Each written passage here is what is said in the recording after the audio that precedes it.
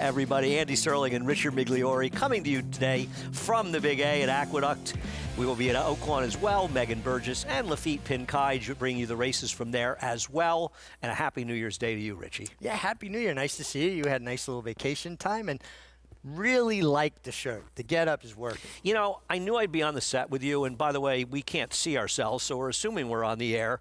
But I thought, you know, I'm going to be on with Richie. I'm going to have to look my best for the weekend. You got to bring it. I just figure, you know, you're so much better than I am that I'm going to try to outdress you, which I know I can do, but I know I can't necessarily outperform you on the set. Oh, my gosh. You know what? We started a new year, and it's a little deep. A little snow this morning, I hear. You had about a foot of snow where you live. Yeah, it took me a little while to get here, but I got here, and I'm happy to be here, the Big A Aqueduct. Richie lives in Alaska. In case you don't know, it's quite a commute for him, but we're glad he could make it as well. Probably a little bit warmer down at Oaklawn Park, but we are fast. They are fast at Oaklawn as well. We start out the late pick 4 in race number 5 of our 8-race card, 4 through 10 at Oaklawn, who brought back their Classic 6. I believe that it's new coming back this year. You know, there was a time when the pick 6, the Classic 6 at Oaklawn, was one of the few pick 6s in the country. They get very big handle, and our friend Randy Moss was, I think, one of the kings of the Classic 6, putting together tickets a long, long time ago. And best way to play through NYRA Bets. Head on over to NYRABets.com,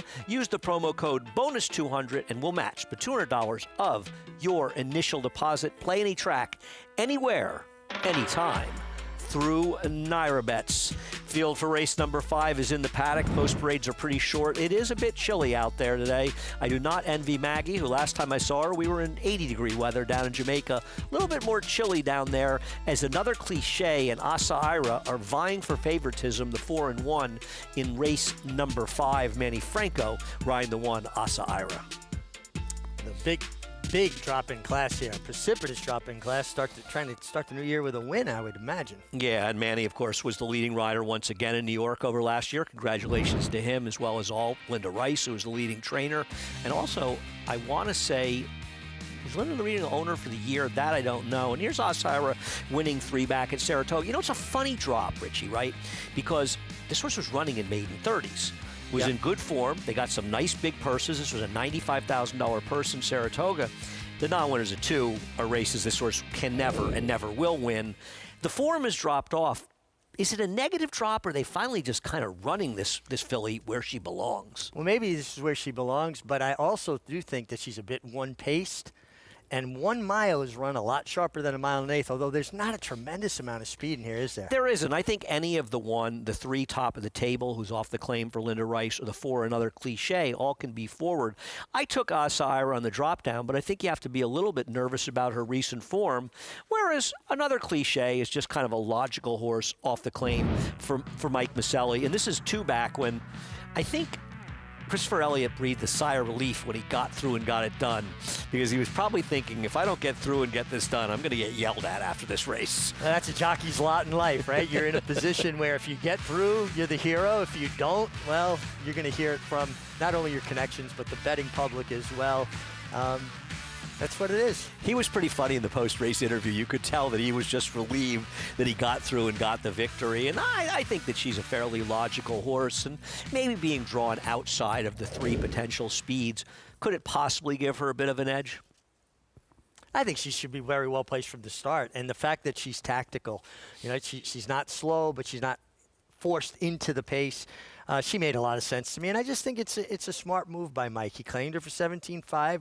She's been off since November, back in for 17.5 where she belongs. We'll see what happens as the horses are getting ready to go out on the racetrack for race number 5, but let's get more from Maggie Wolfendale from a very chilly paddock.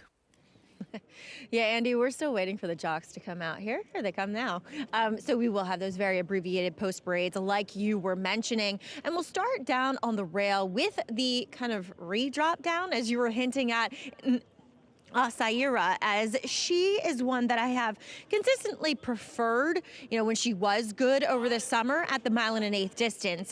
She's just built that way from my perspective. But the problem is her recent form, it's gone south. And I think one of the reasons why it's gone south is because she encountered an injury where she lost her left inside eye. And while, yes, horses are incredibly adaptable and oftentimes they can overcome that and it doesn't have any bearing on their performance.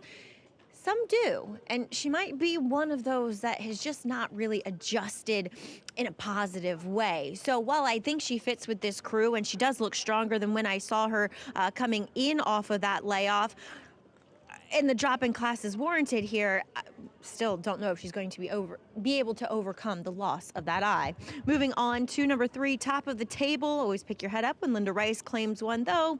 She does aggressively drop this horse after a disappointing effort going the 6.5 furlongs. So she's going to stretch her out here on the dirt.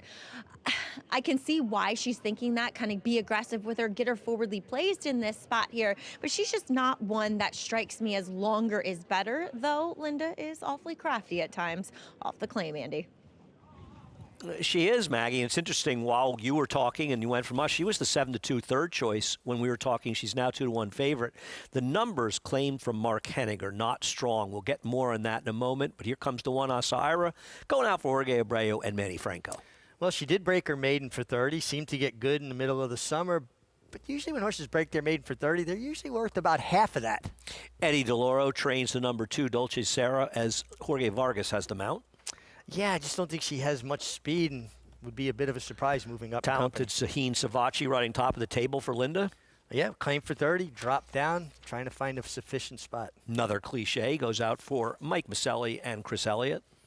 Makes a lot of sense, just in the right spot. One of 2 coming down from Woodbine for these connections. Poetic Amy is being ridden by Jose Gomez. And this one does have a try actually in a stake at Fort Erie on the dirt, which wasn't a bad effort. The 6 Brooklyn Dance went by, and Serenading Kitten tries the dirt for the first time for those connections. Raylu Gutierrez with the mount. Yeah, the mare was a 3-time winner on dirt, albeit at a lower level, and this is her only foal to race. Yeah, when you talk about these 2 horses, because we'll see Bruno Chickendance, the owner, and moving this trainer, Devin Gittins, who I'm not really familiar with, coming down here in New York, and we'll see Bruno Chickendance be successful here, but it's very hard to know what to do with these horses that have synthetic form, though Poetic Amy has the 1 dirt race, and it wasn't that bad. No, I thought that was actually okay. Now, it was a restricted race for Ontario breds, but she was beaten 4 lengths in her lone dirt try, and at least you have something to go on there. Yeah, I'm surprised that she is 12-1 and the 7 is 5-1, because the 7 has no dirt form to go on, and she really has more of a turfy type synthetic pedigree, being a Kitten's Joy Dam. Yeah, I agree with you. And the fact that the mare did win on dirt, I don't know that that always translates. I mean, she did, again, lower level at Fort Erie. Yeah, there's really no synthetic form to go on from the foals from her, so these are absolute guesses. I tend to want to see them run. As we should move back to the 3 top of the table. I just want to quickly point out that stat on Mark Hennig. Claimed from Mark Hennig on the dirt over the last 5 years, just 1 for 19. Not an easy table to claim from, and I know Maggie has more to say, particularly about the 5, Poetic Amy. Andy, telling stats there, and I just thought I could poke holes with your 3 favorites in here, where I just thought they might be a little untrustworthy, and while I could see any 3 of them winning, I decided to get maybe a little creative here and go with number 5, Poetic Amy, who you guys were discussing as being a little bit of a wild card, but she does have that race showing, and I know that her stablemate is a fraction of her price. I prefer her on form, and I prefer her in the physical appearance department as well, whereas her stablemate has that kind of long drab coat, got a little hot as well. She just looks really healthy, really solid. Now, I'm not totally sold on her being the mile type on the dirt, but again, she has that 1 dirt race. It was going 6.5 furlongs, and she was making up ground late. She was the only one to do so. It was over a year ago, and the winner wired them. So I'm going to take a little bit of a shot here, and just because I thought there were negatives with your favorites, Andy, I'm going to try her because she actually made a pretty nice impression on me overall. I got to tell you, she's an overlay at 12-1, win or lose here, because her 1 dirt race just isn't that bad. And at least you have a dirt race to go on. Well, doesn't it feel like that 1 dirt race is right in line with the likes of the 4, another cliche, and you know, the main contenders? I mean, she got a 58 buyer figure that day. The thing that worries me about her, and listen, she's a big price. I respect Maggie for taking her, and I can see at that price betting her, she has no speed. And, you know, maybe we haven't seen the most competitive racing so far, but we are not seeing horses make runs from behind. Now, maybe we're just looking at racing where we've seen, you know, the favorites are short prices. I think favorites have won every race so far. Maybe it's just one of those cases where the logical horses are competing, but we're not seeing horses make big runs. No, I would agree with that, but don't you think she's coming out of a 7-furlong race, albeit on synthetic, where I thought it was a pretty sharp pace, and she wasn't that far away? Yeah, but I'm looking at the pace projector from Timeform US, which I trust a great deal, and they have her a distant last early. Really? Okay. And it's very unusual for those horses to be forward. Now, that doesn't mean it couldn't change, and maybe they're more aggressive. And like I said, she's 10-1 even now. You don't want to poke holes in horses that people like a 10-1. You like a 10-1 shot, bet on it. Don't worry about that kind of stuff. That was the one thing, though, that bothered me a little about her when I was handicapping the race. Yeah, well, listen, I agree with you. I think that the pace projector is a great tool. I was unaware that they had it that far back. Now, you said you respected Maggie for picking her, but I picked her as well. I thought you picked the same horse as me, the 1. No, I picked the 5. I don't respect you at all, though, and I respect Maggie, so that's really what's going on. Listen, Maggie went down to Jamaica with me. You know, we had a great time, by the way. Well, really I don't get those plum assignments. Listen, you're going to have to fight with Maggie for the chance to go next year. That's really between I'd you and fight her. you. Fighting me is too easy. They're heading into the gate for race number 5. Chris Griffin will have the call of the 5th. They're going a mile around the fast Aqueduct Oval.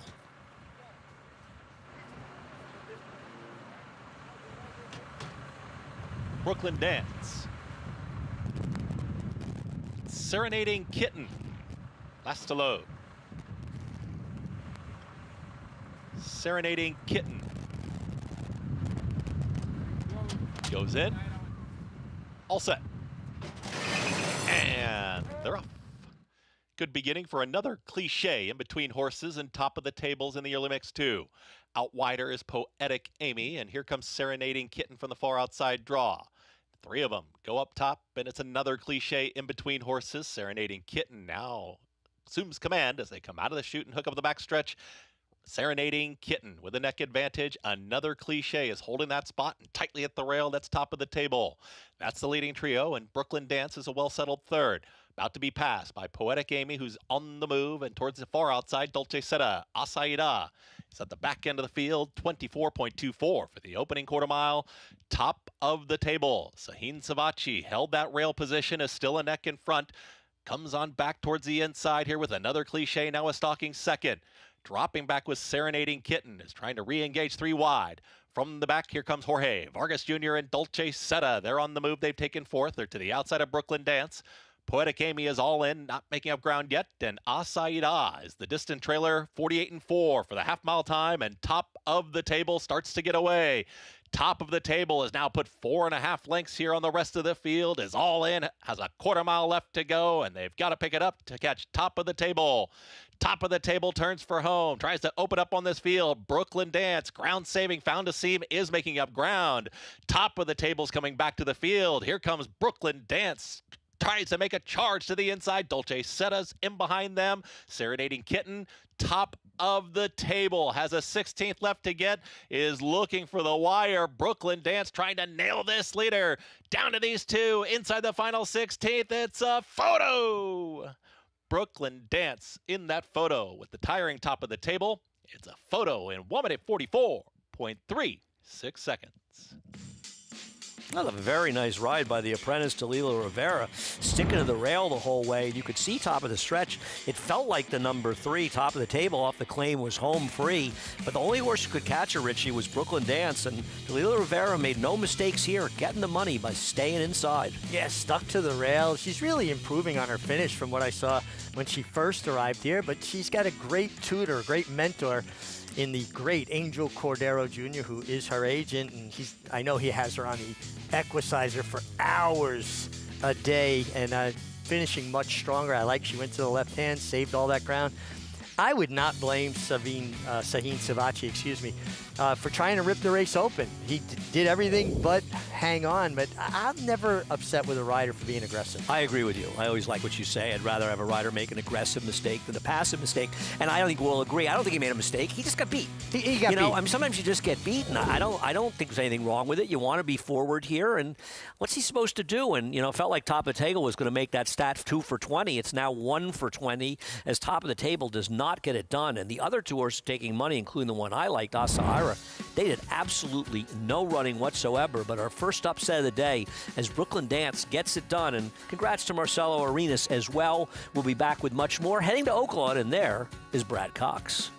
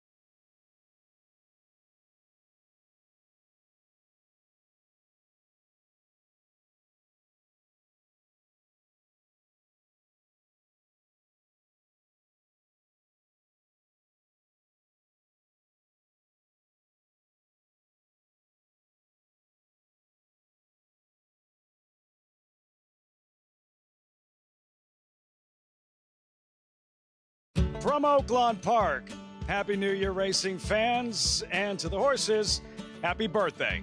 That's the way it works in this sport. January 1st, the universal birthday for all North American registered thoroughbreds. What does that mean? It means yesterday's 2-year-olds are now 3. It means the Kentucky Derby is just 4 months away. And on Saturday, Oaklawn's Derby Prep Series begins the 19th running of the Smarty Jones Stakes. So who's it going to be? Strategic risk, blows the doors off the field. He wins the in reality by almost 10 lengths. And Universe emerges with the lead and starts to pull away. Rancho Santa Fe gets ahead in front in deep stretch. Rancho Santa Fe gets up to win it. But first things first, the New Year's Day program from Oaklawn. What will Lemon Zest do today? She's favored in the feature, the Oaklawn Sports Overnight Stakes, with high-profile, hard-hitting connections in her corner.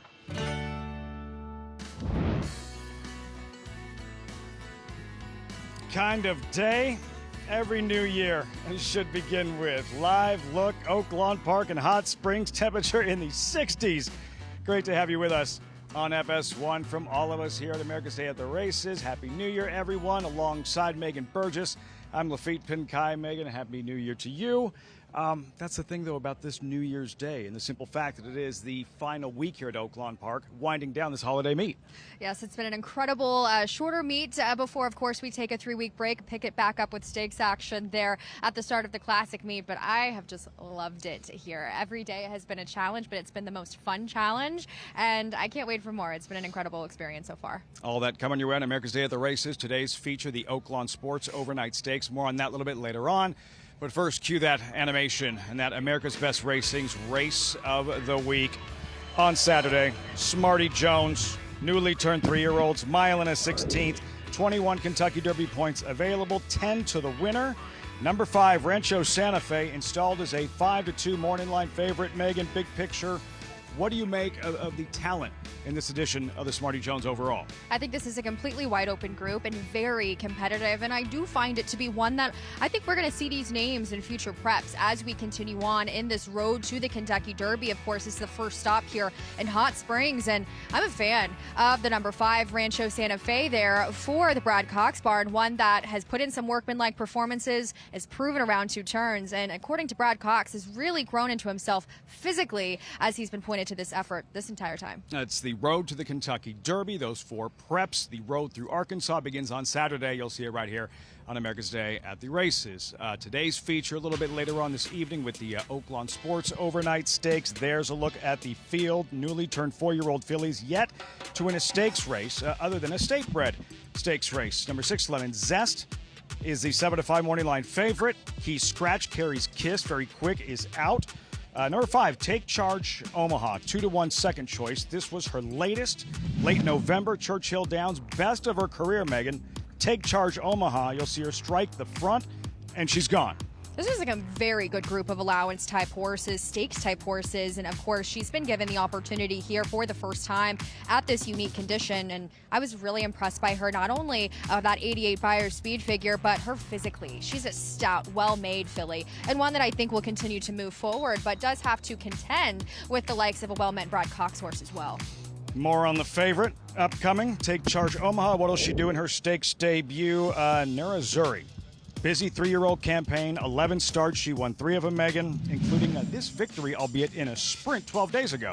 She's one that has been brought along to this effort. She hasn't been in against as much as tougher as others in this field, but she's one that I've gotten familiar with in the mornings, being around the Cassie barn, and she is ready to roll. She's one of those horses that just has a lot of energy. She gets ready in the morning with those hood and blinkers, and she just really feels like the kind of horse that could be sitting on a big effort.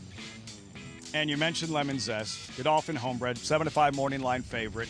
This particular spot for her, and the fact that Flavien Prat is riding his lone ride of the afternoon. I know, we kind of discussed this off camera, Lafitte. It's very interesting to see him come in just for the one mount. So could be some stakes repercussions down the line. They could really like this horse and want to have Flavien come in and get used to her, get acquainted with her coming into some of these bigger stakes later on, depending how she, of course, performs today. Yeah, exiting a live race, maybe one we'll see in the Azeri, maybe one with apple blossom potential later on this meet at Oaklawn Park. As for the live racing, continuing the 4th race coming up in just moments, we'll meet the field, $12,500 claimers a mile. Key Scratch, Lend It To Me. The morning line favorite is out. We start with Texas Red Hot, claimed from Robertino Diodoro by Matt Cantamacci. Yeah, we've got the Cantamacci barn first off the claim. I prefer the other Cantamacci runner in this group, as this horse does come off of it in that rail draw. Stellar Vino, live on the board, 9-2. Live on the board there, first off the claim as well, for a trainer that does well in those spots. Caught off guard, spent most of this year racing on grass. Yeah, I got a big turf hoof on him, and I find he's a little bit turfy in general. Rabbit Hound, claimed from Dan Ward by Ilkay Cantamacci. I like this horse, second off the race that he did perform decently well in, and he's got the size and scope to go this mile distance. What a country, 0 for 20 at Oaklawn. 0 for 20 at Oaklawn, but he was well turned out, one of those kind of well turned out long shots to keep an eye on. Euclid Avenue, kind of a dull effort opening weekend. Yeah, but he's going to be the speed here. He projects to be quick and forward. JT's imagination improving. 8-year-old gelding, 5-year-old gelding. Yeah, he comes off the layoff, though. I think he's going to be better with a start, but his numbers make sense in this group. KPK West, a very lightly raced 8-year-old gelding, and there's the 9. Yeah, KP West there. And again, one that's second off an extended time away could move forward doing so. That's something. A 9-year-old 10-time winner. 10-time winner, hard knocking. You're getting a price there. Number 11, Hoodlum, owned and trained by David Jacobson. Yeah, David does well with these types and has been consistently racing, but kind of distant in his last couple. Gasoline, big meet thus far, trainer Lindsay Schultz. Lindsay Schultz has been on fire with this during this meet, and I really liked what I saw from this horse in the paddock. Little Steven draws in. This drawing I was interested in as far as at a big price, second off the layoff, does have to improve, but has that sharp 4 furlong bullet last time out. Wide open. 2 minutes out, race number 4, $12,500 claimers. And circling back, Megan, to one you just touched on, we saw in the post parade, number 12 in Gasoline coming out of, well, it's the Lindsay Schultz barn, and the numbers speak for themselves. Yeah, and I'm familiar with this horse. I was in Saratoga back in August the 31st when he ran second to an easy winner here at Navajo Warrior at Oaklawn Park. He just doesn't look quite as good as he did over the summer. He's one that is well meant. He doesn't have, if he can return back to his races prior to being claimed from that last effort that was dull after showing speed, he's got a huge edge on this field. I just wonder, is he the same horse? And if he's even remotely not the same horse, he's right there on par with these others. But I mean, he's not an overly short price. He's one that like I mentioned, did look better over the summer. But as far as him tactically, I think he's going to be able to hopefully be able to assume a tactical position. And as mentioned, it's kind of tough out there on the outside at this configuration. That's the challenge. We're running to the short wire and posted far towards the outside, but now emerging as the favorite. Gasoline 7-2, Megan, and Rabbit Hound pictured here. Luis Saez aboard. I like this horse. He's one that I am interested to see him getting back to this distance. And the other Cancer Mossy brother, and in terms of his size and his scope, he certainly looks like he wants more ground off of that sharpening last time out here where he needed the race, but didn't run terribly. He was mid-pack, raced on the outside, then 5 wide into the turn. And he well here routing last meet, was able to get a comfortable lead with slow fractions, went in for that $35,000 tag. But hey, he attracts Luis Saez. I anticipate him getting a bit better of a trip, hopefully. The action on Stellar Vino. Why? Can you explain this? Stellar Vino claimed from Jade Cunningham by Abel Rodriguez, favored now at 7-2. It just goes to show what a wide open group this is. As far as the number 2, Stellar Vino, is concerned, it comes from off of things. The barn is 29% first off the claim the past 5 years and gets to drop and tag. He had a nice breeze last weekend and worked well. So gets back to the mile distance to me, which is key off of that 7 furlong try. Towards the outside, you touched on Gasoline. What does a good start look like for him given the post? He needs to break and go forward, I feel. He doesn't need to get shuffled too far back and come from way off of it, especially at this configuration, especially here at Oaklawn Park. Wide open. 4th race, Matt Dinnerman with the call. 4th race live, Oaklawn on FS1. Rabbit Hound goes forward. Gasoline.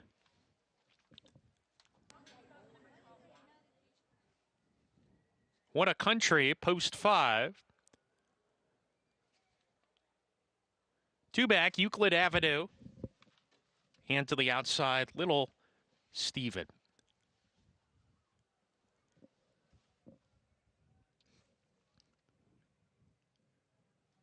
We're ready to go.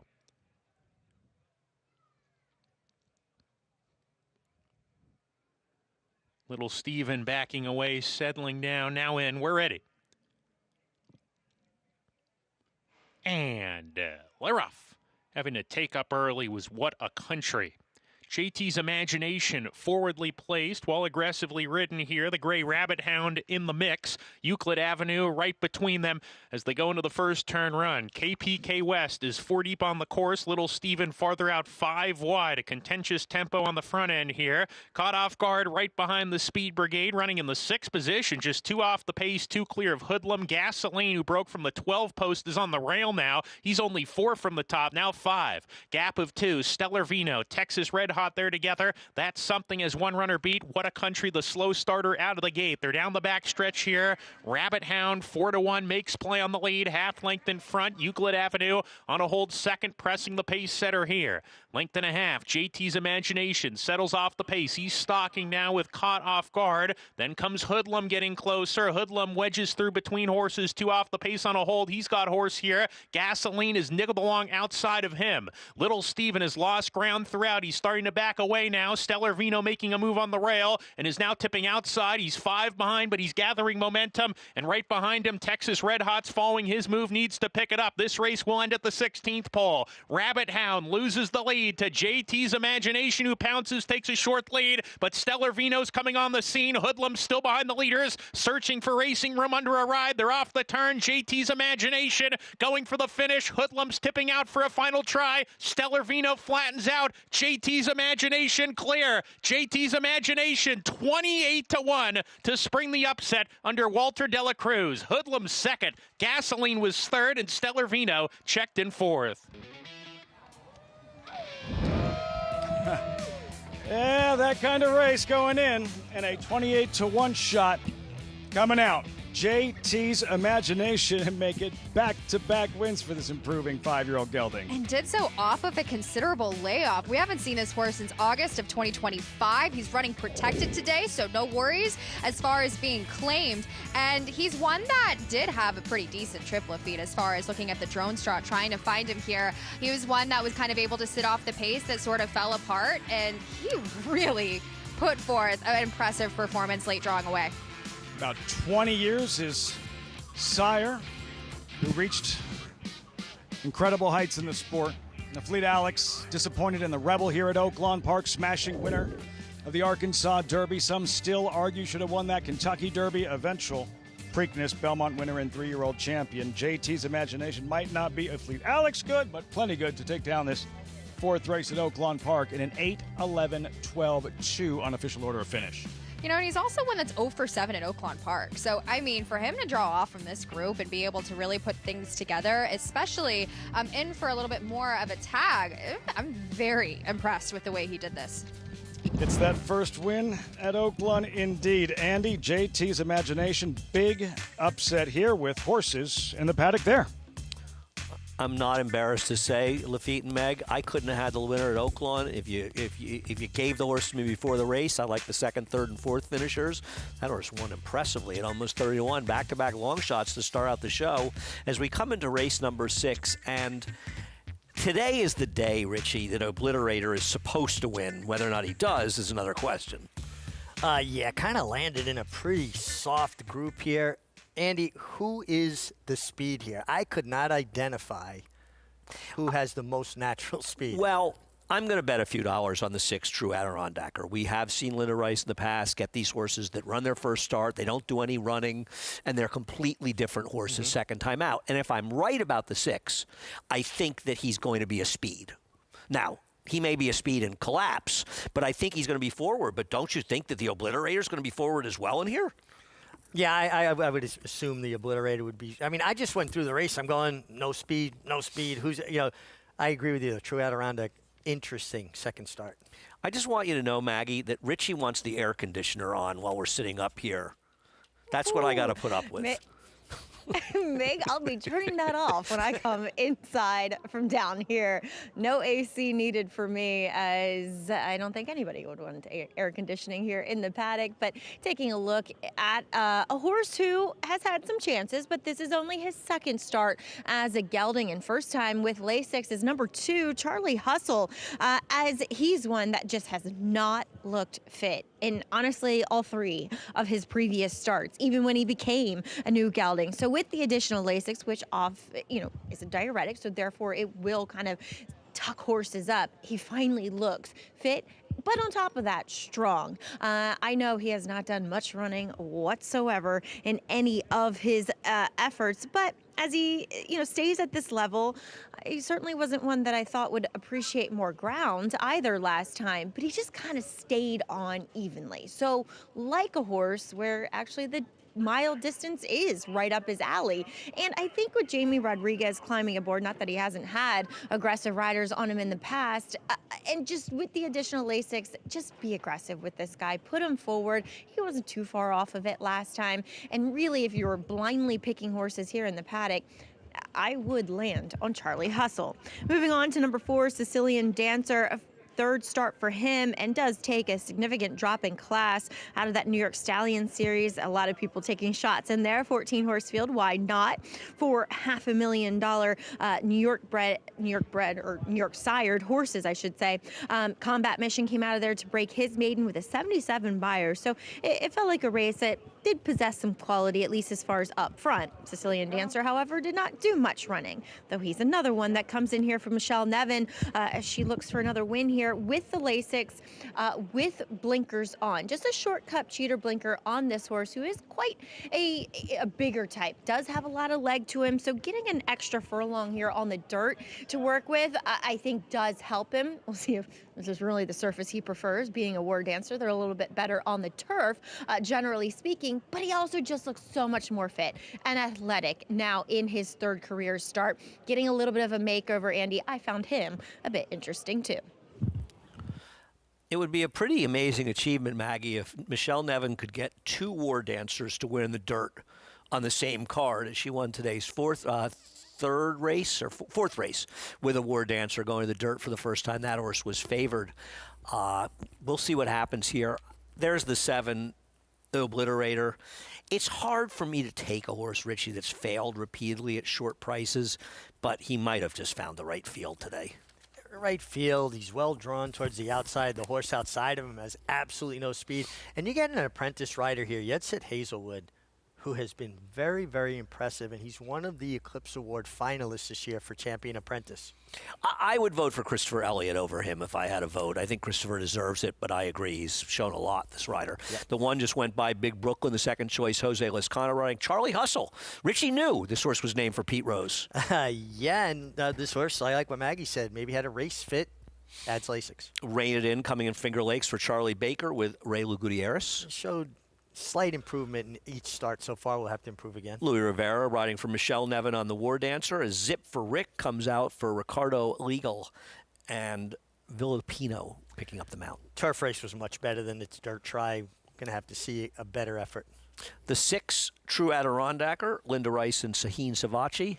Well, dropping in class, getting Lasix for the first time. Second start could be the key. And as you mentioned, Yetsit Hazelwood riding this favorite, the 7, the Obliterator. Yeah, just very well placed and could be forward. And I want to be forward in a race like this. I don't want my horse to have to make up too much ground. I'm with you on that. And Takahama rounds out the field as the 33-1 long outsider. Yeah, it would be a big surprise. Well, I think we'll know earlier with True Adirondacker whether or not he can be competitive here. Not to say because he's forward he's going to win, but I think if he's live today, you're going to see him in front. Well, and I love the name True Adirondacker. For people that don't know, Chester Broman, the owner-breeder, his farm, where these horses are born and raised, is about an hour and 20 minutes north of Saratoga, so True Adirondacker. How cold do you think it is up there today?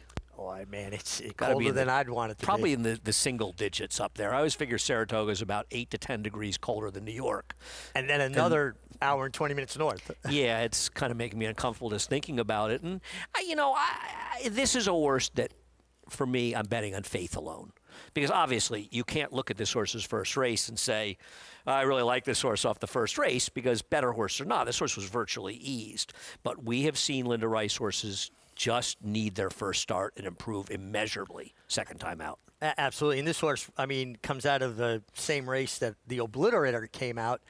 Obliterator finished better than 22 lengths in front of this horse. No, you're just banking on whether this horse being a different horse, and you have to ask yourself what price you're willing to take on that. I'm willing to take the 5-1. I don't want much shorter. We'll head down to Maggie and get more on race number 6. Thanks, Andy. And we'll check in with your favorite, the Obliterator, who was pulled up by Flavien Prat last time. And from my estimation, it just looked as though he was getting out the entire way. Now, look, he's moving very well today. He is outfitted with a ring bit, with French cut blinkers, so closing him in a bit more overall. But, obviously it's not as concerning considering he comes back off of relative short rest off of that being eased effort. And obviously all the protocols were met to get him back to the races. I have no problems with him. He looks fantastic out there, but his chances are starting to add up as Yatzit Hazelwood, I agree, definitely a very deserving Eclipse finalist, is giving him quite the big warm-up. So as you guys predicted, he should be forward in here. Number 1, Big Brooklyn. He'll face New York bred company for only the 3rd time. He's been in against Opens last time out, and he broke in the start. He was way out the back early in that last effort for 35. He did get some pace to run at, to be fair, but he did make up a lot of ground late in that you couldn't even see him on the frame at about the 3/16 pole, and he was able to, get up, albeit a well-beaten 3rd. But just a horse that gives the impression that obviously he's not that talented, but also is just needed, racing experience for that light bulb to kind of, well, he's got like the dimmer. The dimmer is being pushed up each time he runs. He kind of just seems more clued in, not a bad looking sort. And I thought being against New York breds again here makes him fairly live. The board would suggest that, Andy. Well, we're all taking shots to try to beat the Obliterator, but at the end of the day, I don't think any of us don't consider him the horse to beat. He's just a very hard horse to take at odds on. Yeah, and listen, he was pulled up, got a ride home last time, so he had to go through protocols to be okay to race. They're very strict about that stuff. So the fact that he's in tells you, yeah, he passed those protocols, and he looked great in the warm-up. Yeah, I mean, I have no illusions that he's not the horse to beat. When he's finished his races, he's running figures that make him much the horse to beat. But as you're around the track, and I think a lot of people feel that way, especially about maiden races, these horses start piling up their opportunities at short prices and not getting it done, and you just sort of feel like somebody's always going to show up and beat them. Yeah, but this is a race that you've got to make cases. I know I'm trying to make a case to beat him. He landed in a pretty soft spot. I don't disagree. Chris Griffin will have the call. Race number 6, the Big A. Takahama goes in. All set. And they're off.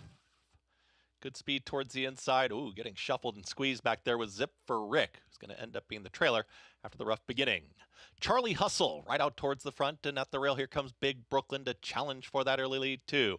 Just off of them is Sicilian Dancer as a close-up 3rd. On the far outside is going to be True Adirondacker. That's the leading 4. Back there in 5th comes Rein It In. Another length and a half back to Takahama, who's now going to take in the 6th position. The Obliterator is 4 off the lead, and after the beginning, Zip for Rick is far back the trailer. 24 seconds flat for that opening quarter mile. Big Brooklyn is in charge. Big Brooklyn up by a half length, tries to extend the margin on Charlie Hustle is a close-up 2nd. At the rail is Takahama, now challenging 3rd. Sicilian Dancers in the 3 path is making a charge 3 wide. Following them is the Obliterator. Found to Seam is going to have a wide run through a 48.47 half-mile time. True Adirondacker's trying to challenge. In between horses, Rein It In. Still there, Takahama. And still far, far back gets Zip for Rick. The leader, Big Brooklyn, has had plenty of company throughout. 2 wide, Charlie Hustle in those pink blinkers. Sicilian Dancer launches a rally, and the Obliterator 4 wide. Saving ground towards the inside. Takahama's trying to rally on 2. 5 of them with a shot here at the top of the stretch, and the Obliterator's trying to run away. Saving ground is Takahama, and here comes Takahama, who is coming after the leader again. A furlong left to go. The Obliterator is trying to extend the margin, is holding off rivals now, is up by 2, widening in the late stages. Yatzit Hazelwood picks up another one. The Obliterator won it. Takahama was 2nd, then came Big Brooklyn and Charlie Hustle in 1 minute 42.30 seconds. Obliterator finally found a field that he couldn't help but beat as he gets the job done convincingly, winning like a 4 to 5 shot should. Another win for the apprentice, Isaac Hazelwood. And we saw another nice ride and a long shot from Dalila Rivera, getting 2nd at a huge price with Takahama. You learn a lot more about riders in losing efforts sometimes than you do with winning efforts, right? The Obliterator was best. He got a nice ride. Hazelwood is an apprentice that I think people need to keep an eye on. But Dalila Rivera, if you had her to round out your exacta here at 47-1, you owe her a big thank you. She saved every inch of ground. Her finish is getting stronger. I like this ride even better than her winning ride, which was very good the last race. Yeah, and one of the reasons, you'll see apprentices saving ground like that is a lot of the people that ride apprentices, they believe very much in the weight. And they're the same people that use the thoroughgraphs and the Ragozin sheets, which take into account weight, but also saving ground. Yes. So the same people that use apprentices will often instruct them to save ground. And so that's why you'll see them. And sometimes you'll see an apprentice get in trouble on the rail, and you want to say it's not really their fault. Well, that's it. They're following instructions, and you see a happy young rider there. This kid does not finish like an apprentice, by the way. He can ride. No, yes, it's clear he can that flat he's out got confidence and he can ride. But you know what would happen years ago, Andy? You would ride horses for Tresvant Stable, let's say, who was very big with, saving ground, weight off. As soon as you lost the bug, they dropped you like a hot potato, and then you had to start rebuilding business all over. So you had to walk a fine line. Yes, you wanted to ride for them, but you didn't want to be that was your main client. Yeah, I mean, the reality is a lot of these barns, whether they're right or wrong, they use riders because they want the weight off. Yep. And it's an advantage. And that's another reason why it's so hard for apprentices to make the turn from being a successful apprentice, because even if they're good, they don't get the same mounts and they can lose their confidence very quickly. Oh, absolutely. And then you start pressing, and that's the worst thing. It's just it's a cycle that's hard to get out of. To give you an example, right? As an apprentice, I rode 298 winners. The next year, it was about 100. The third year, it was under 100. And then it started rebuilding again. So you got to hang in there. You never give up, and you keep working hard. No, it's hard. And, we've all seen a lot of apprentices over the years, and you say, this guy is going to turn out to be a really good rider. And then within 2 years, where are they now? Yeah. It's a very hard change to make, and a lot of it is just accessibility and keeping your confidence and riding well. But I think we're seeing a very, very, very good apprentice. One of the ones who's a finalist for the Eclipse Award, Christian Torres, of course, down at Oaklawn Park. He's been very successful down there, and he's going to have a lot of competition, though, this year with some other riders coming to town, as we'll head down to Hot Springs after a break.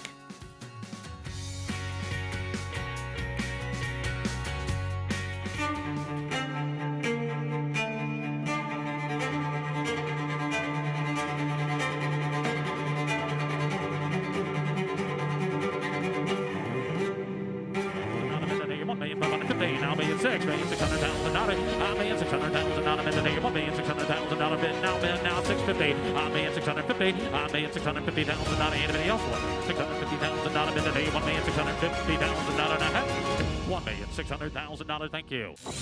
You bet with NYRA Bets. Bet any track, anywhere, anytime. Download the NYRA Bets app to play today and get a $200 deposit bonus. Watch live horse racing. Get expert picks, boost your bankroll with weekly promotions, and hone your handicapping skills with exclusive tips and tutorials. Download the NYRA Bets app now. Sign up now to claim your $200 deposit match bonus. You bet with NYRA Bets. She's so spicy, speedy in that sprint. Arcangelo, the Belmont winner in charge. The Grade 1 Whitney to Arthur's ride. And a dare manner will take the Clementel Hirsch. Olympiad gets the gold. It is Timberlake who's going to win. Tap it twice. Tap it twice. Sierra Leone in the Breeders' Cup Classic. Catalina Cruiser. He won 7 of 9 starts coast to coast, with 6 triple-digit buyers and 5 dominating graded stakes wins, including a record in the Grade 2 True North Stakes, a son of leading 5th crop sire Union Rags, a $370,000 yearling with an imposing physical, and one of the best of his generation. There's only one Catalina Cruiser, now standing at Lane's End. Welcome back to America's Day at the Races here on FS1. We are proudly brought to you by Claiborne Farm. Over 100 years of doing the usual unusually well. Second win of the day here for Yetsit Hazelwood, who guides the Obliterator to an obliterating victory. And Yetsit, we've seen you come here on the dark days from Maryland and really ride like a professional, like a journeyman. Talk a little bit about your development in Maryland and coming here. Yeah, only say thank you firstly. Maybe come here. So I like it here. So the whole time to ride, throughout. So everything's good, perfect. good position, good everything, and go pass. And he say, got it. And support from big barns like Rick Dutrow, obviously has a good connection in Maryland. But why, what have you felt as though as an apprentice you've developed and gotten better throughout your time in the Mid-Atlantic? No, first, and thank you for the trainer for opportunity, and thank you everything. So it's good. We try, yeah. And we'll see you at the Eclipse Awards. Finalists with a big shot there to take home, Outstanding Apprentice. Of course, thank you. All right, Edson Hazelwood gets his second winner on the day, Andy, with some very familiar silks on, too. So, like I said, a lot of support from the big outfits here in New York. I agree, Maggie. He's riding very well, and he's getting the opportunities and making the most of them. 7-8-1. If you had Takahama in there, you got a nice payout, though. First took a little bit of money, and then Exacta only paying $22, and I think the Obliterator may have been a little bit shorter even than 4-5 in the gimmicks there, getting the job done. Race number 7 and 8. I thought the more competitive race on today's card. I don't think you're going to see heavy favorites as we close things out. Couple of races. Right now, the 3 Floge is the favorite over Jackie the Joker, who I kind of like. Looking at some of the I kind of can't see them. When I look at the doubles to see who's going to be favored. We'll see how things play out as race number 7 is coming up after a quick break, but we'll also be heading down to Hot Springs.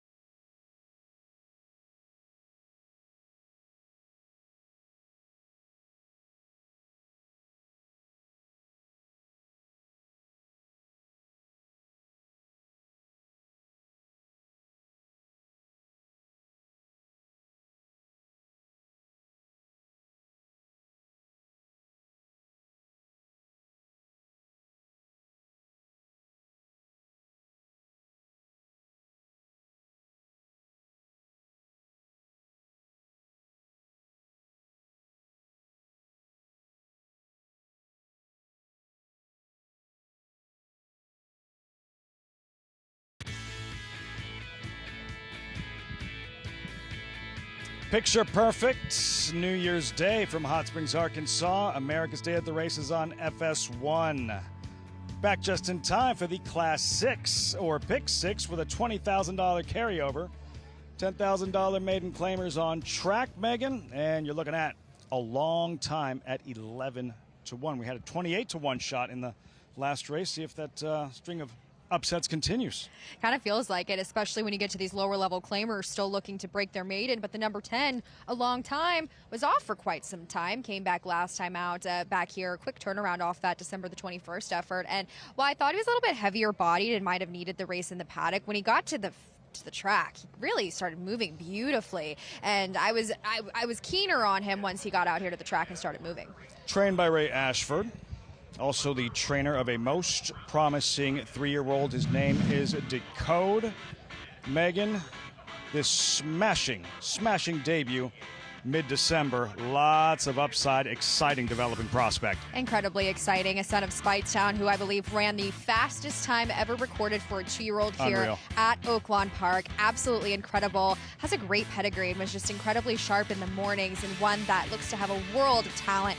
Huge 99 Beyer speed figure, and we'll see what kind of distance he wants moving forward. As I mentioned, that son of Spitestown, he looks like he's got some size to him in the scope as far as what I saw from him physically, but I'm excited to see the road that he takes in the future. Onward and upward. Arkansas Derby bound 3-year-olds. Smarty Jones on Saturday. First things first, his 5th race. Again, the Classic starts here. $20,000 carryover. There's Conway and Amir Mendoza. A solid holiday meet. This is where I landed here in the number 5 Conway for Ron Moquette, and another that was last out, ran for the waiver. And trainers often do this when coming off of the layoff, as this horse did, just to get a start into them, get them rolling again off of the time away back in April. He didn't do a whole lot of running that day. He clearly needed the start, but he's one that ran second next out winner in Razorback Army prior to the layoff here, and that runner had the better of trips. I liked him physically, and he's right where he belongs sprinting. You're fetching a fair price there, 5 to 1. Number 3, Amentum, who was the second choice on the morning line at 3 to 1, overlay at 7 to 1, cheapest he's ever raced for. And that's right. And he's won again. Waiver off the layoff last time out, got the start under their belt, didn't do a whole lot of running. I just wasn't in love with him physically, and he is where he's meant to be as far as sprinting, but he's got that dollar winner coat, and you have to remind yourself these are lower level claimers, and to me, kind of finding them in their cycle physically is where I get through these races and try to find horses that look a little bit more fit, a little bit ready to go, especially here at Oaklawn Park. Number 1 is Joe Willie, with leading rider Christian Torres, the 2 to 1 current favorite, idle since September. He spent spring and summer in Iowa. I liked this horse as well. I would probably use him in an exacta box there with the 5, and of course comes off the layoff from September, and just has the consistency edge on this group. He's hit the board there in Iowa at Prairie Meadows. I liked what I saw from him physically. He was sharp. He's kind of a bigger horse in terms of his size and scope. I think hopefully my thing about him is I want him to employ a little bit more early speed from that rail draw with Christian Torres aboard. Not a bad rider to get there, and does contend with other last out waiver horses who kind of come back with that start. He's laid off a little bit more than some of those recency horses that we've seen run it earlier in the meet. He's 0 for 3 at Oaklawn Park, but we saw an 0 for 7 Oaklawn Park horse. And pay about close to $60. Right, so take that with a grain of salt, and I liked what I saw from him physically. Christian Torres aboard, updated rider standings. Torres, who captured this Oaklawn meet a couple of seasons back, ambushed late last season by Francisco Arrieta. A 1-win lead now over Ramon Vasquez, who won earlier on the program, won the first 2 races, I believe. And Torres here, remember, this is the end of the holiday meet, but the classic meet, once we restart Southwest weekend, it's not as if we reset and go back to 0. These will continue. Right, it's not like New Year's Day, right, where everything comes back to 0. Everybody, all these racehorses' birthdays, everything kind of reverts back. But Christian Torres has just been doing a tremendous job. He, of course, saw him there on Decode for the Ray Ashford Jr. Barn, who looks like a talented horse. And he's really, I see him in the mornings out doing the work. And that's really what counts. He's such a kind individual, and it's going to be eager to see if Luis Saez and Joel Rosario can creep up on those 2 up top. Torres aboard Joe Willie, 9 to 5 at post time. Megan going with Conway. And the Class 6 starts here, the pick 6, $20,000 carryover. Matt Dinnerman with the call. Race 5 on this New Year's Day program from Oaklawn Live on Fox Sports 1. Gobekli and a long time, post 4 and 10 respectively. A long time's in. Gobekli going forward. Conway to post position number 5. Bet on Tiz, post 11.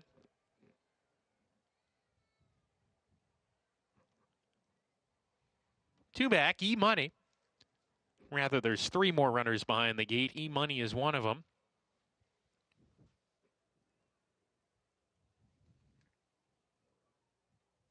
They loaded Bet on Tiz. Now there's two back. E-Money and Arky Road. E-Money coming up to the gate. Arky Road to the outside post to round out the field. We're ready to go. And they're off. Joe Willie unseated the rider, ducked in at the start. Christian Torres, who's right up on his feet, but Joe Willie is out of the race at 2-1, running loose on the course. A long time from the far outside, going to the lead from South Fork and Tiptoe Joe. They're side by side. They're 7 ahead of Arky Road, Conway, E-Money, and Smooth Marriage. That quartet across the track. Amentum inside of that quartet. 2 clear of Gobekli with Bet on Tiz to the outside. Big Bourbon River well behind at the rear as they go into the far turn. 3 across the track. Tiptoe Joe, South Fork in the middle, and a 3 deep a long time. These 3 round the far turn together. Tiptoe Joe narrowly lead on South Fork. A long time has come under a hard ride here. Conway creeping in, 6 behind, needs to get going well under that ride. And then comes Arky Road, who swings very wide for the stretch drive. Tiptoe Joe off the turn in front. Tiptoe Joe down the lane, putting 3 lengths on Conway, who's coming on the scene into the second position. Arky Road getting into it down the center of the track. It's Tiptoe Joe in front. Tiptoe Joe has scampered away. He's 5 ahead, and it's Tiptoe Joe putting on a show down the stretch. Tiptoe Joe, Walter De La Cruz with a double. Second home Momentum. Conway was 3rd, 4th home Arky Road. Back-to-back wins, jockey Walter De La Cruz. This one will not pay $60. Tiptoe Joe, 7-2 at post time. Race turned upside down right from the start. Megan, Joe Willie, the favorite, unseats Christian Torres, getting out of the gate. Yeah, as we take a look at that here, just kind of lost his footing. It wasn't overt. It wasn't as if he stumbled all that badly, but Christian Torres popped right back up. He seems to be okay. The horse was apprehended just right by us, so hoping for him to, he looks just fine as we take a look at him on the track in front of us, but could have been a scarier situation. It looks like everybody involved should be okay. Horse wrangled. Joe Willie, Torres, as you mentioned, probably frustrated, but hopped right back up, and it all opened the door for Tiptoe Joe, who runs away and cruises. Walter De La Cruz, back-to-back wins, 7-3, 5-12. And man, I mean, this horse was coming off of an extended layoff from back in May.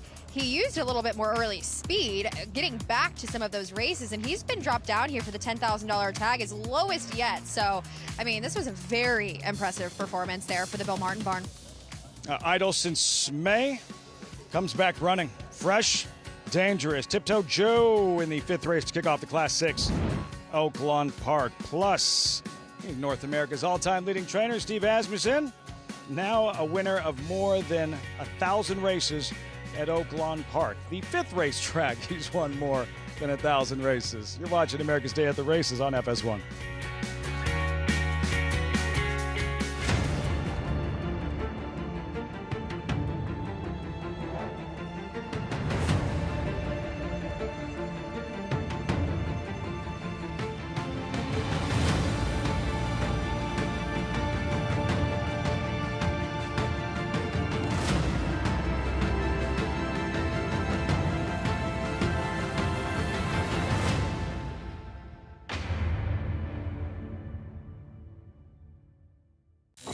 You bet with NYRA Bets. Bet any track, anywhere, anytime. Download the NYRA Bets app to play today and get a $200 deposit bonus. Watch live horse racing. Get expert picks. Boost your bankroll with weekly promotions and hone your handicapping skills with exclusive tips and tutorials. Download the NYRA Bets app now. Sign up now to claim your $200 deposit match bonus. You bet with NYRA Bets.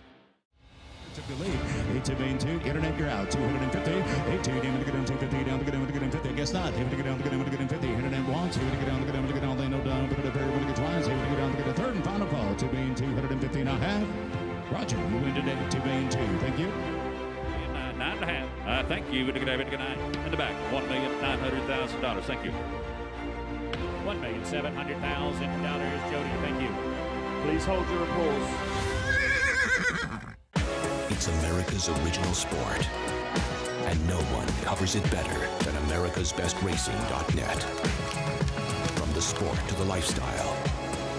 The best races, horses, and destination venues. Cocktails, gambling, fashion, and more. America'sBestRacing.net is a sport for you.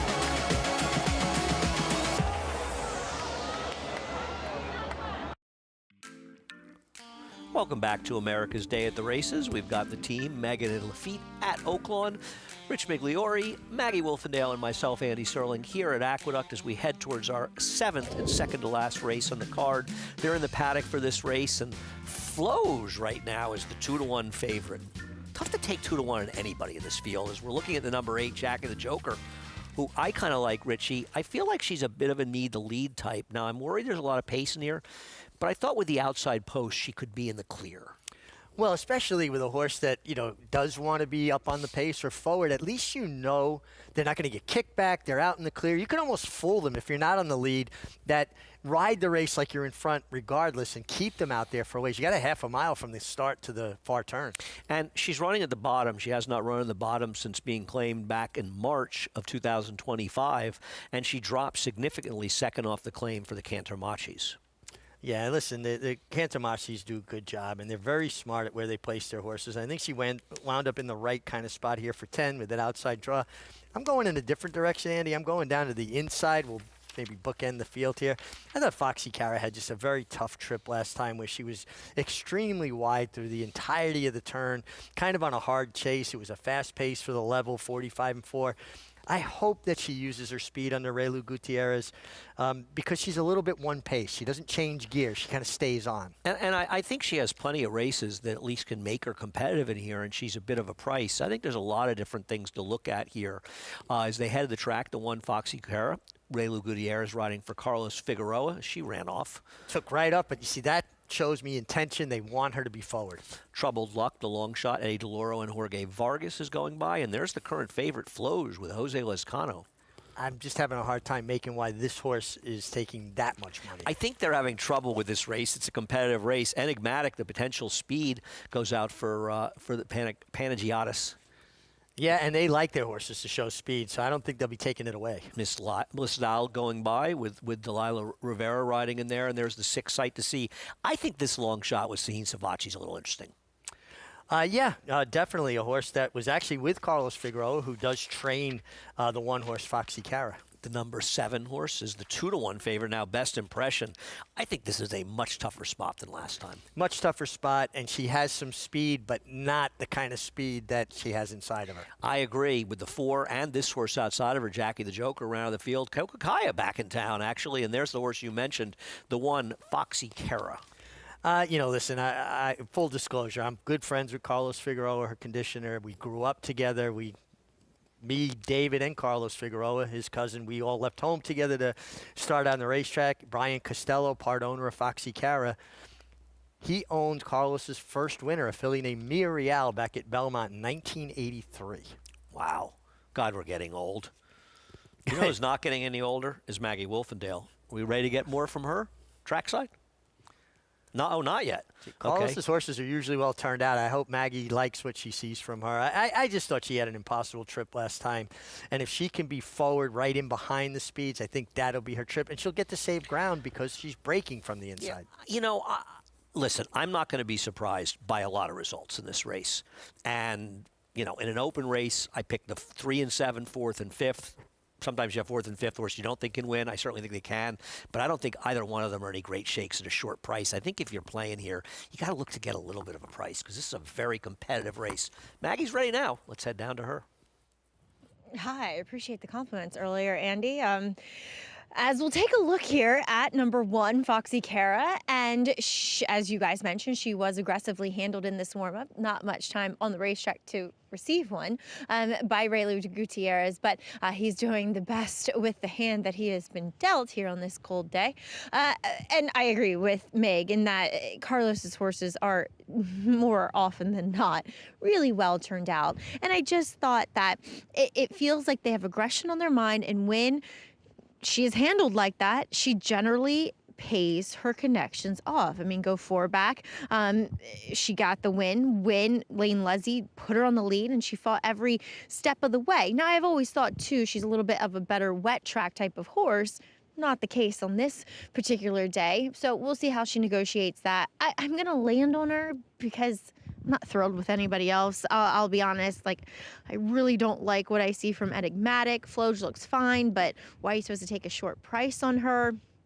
So the other horse that did make a great impression was number 7, Best Impression, who is your current favorite. As of now, I don't think she gets to waltz along on the lead like she did last time. But, you know, Michelle Giangiulio, I think, kind of maybe found something out about this now mare last time out. And I was talking to her afterwards, and, you know, not training her as hard, kind of keeping her fresh, keeping her sweet, has made her just a little bit of a happier horse, and therefore she's rewarding her in the afternoons. And you can see that with the way that she looks today. She looks fantastic. If anything, she actually looks better in her coat than what she did last time when it resulted in a win.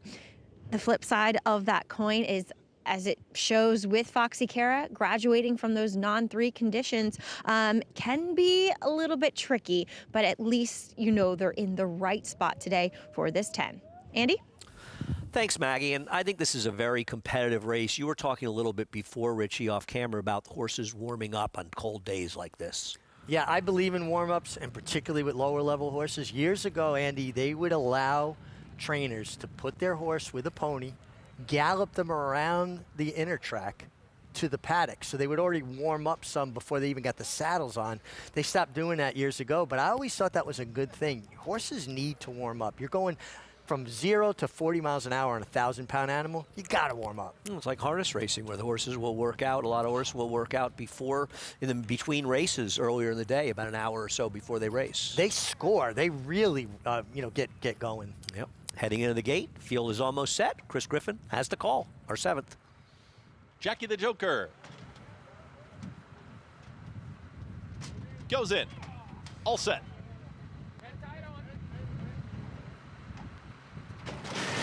And they're off. Troubled Luck right out towards the front from an inside draw, and also right there in between horses, Miss Lau. Towards the far outside, Best Impression is forwardly placed, and there's Jackie the Joker in the early mix too. Best Impression with the nose in front has company immediately to the outside from Jackie the Joker, who's going to push the tempo as they come out of the chute, hook up the back stretch. Taking off the pace now is Miss Lau, is going to settle in 3rd. Moving forward is Sight to See from 4th. Splitting rivals Enigmatic from 5th has now taken that 4th spot. Center of the racetrack, Floge is on the move.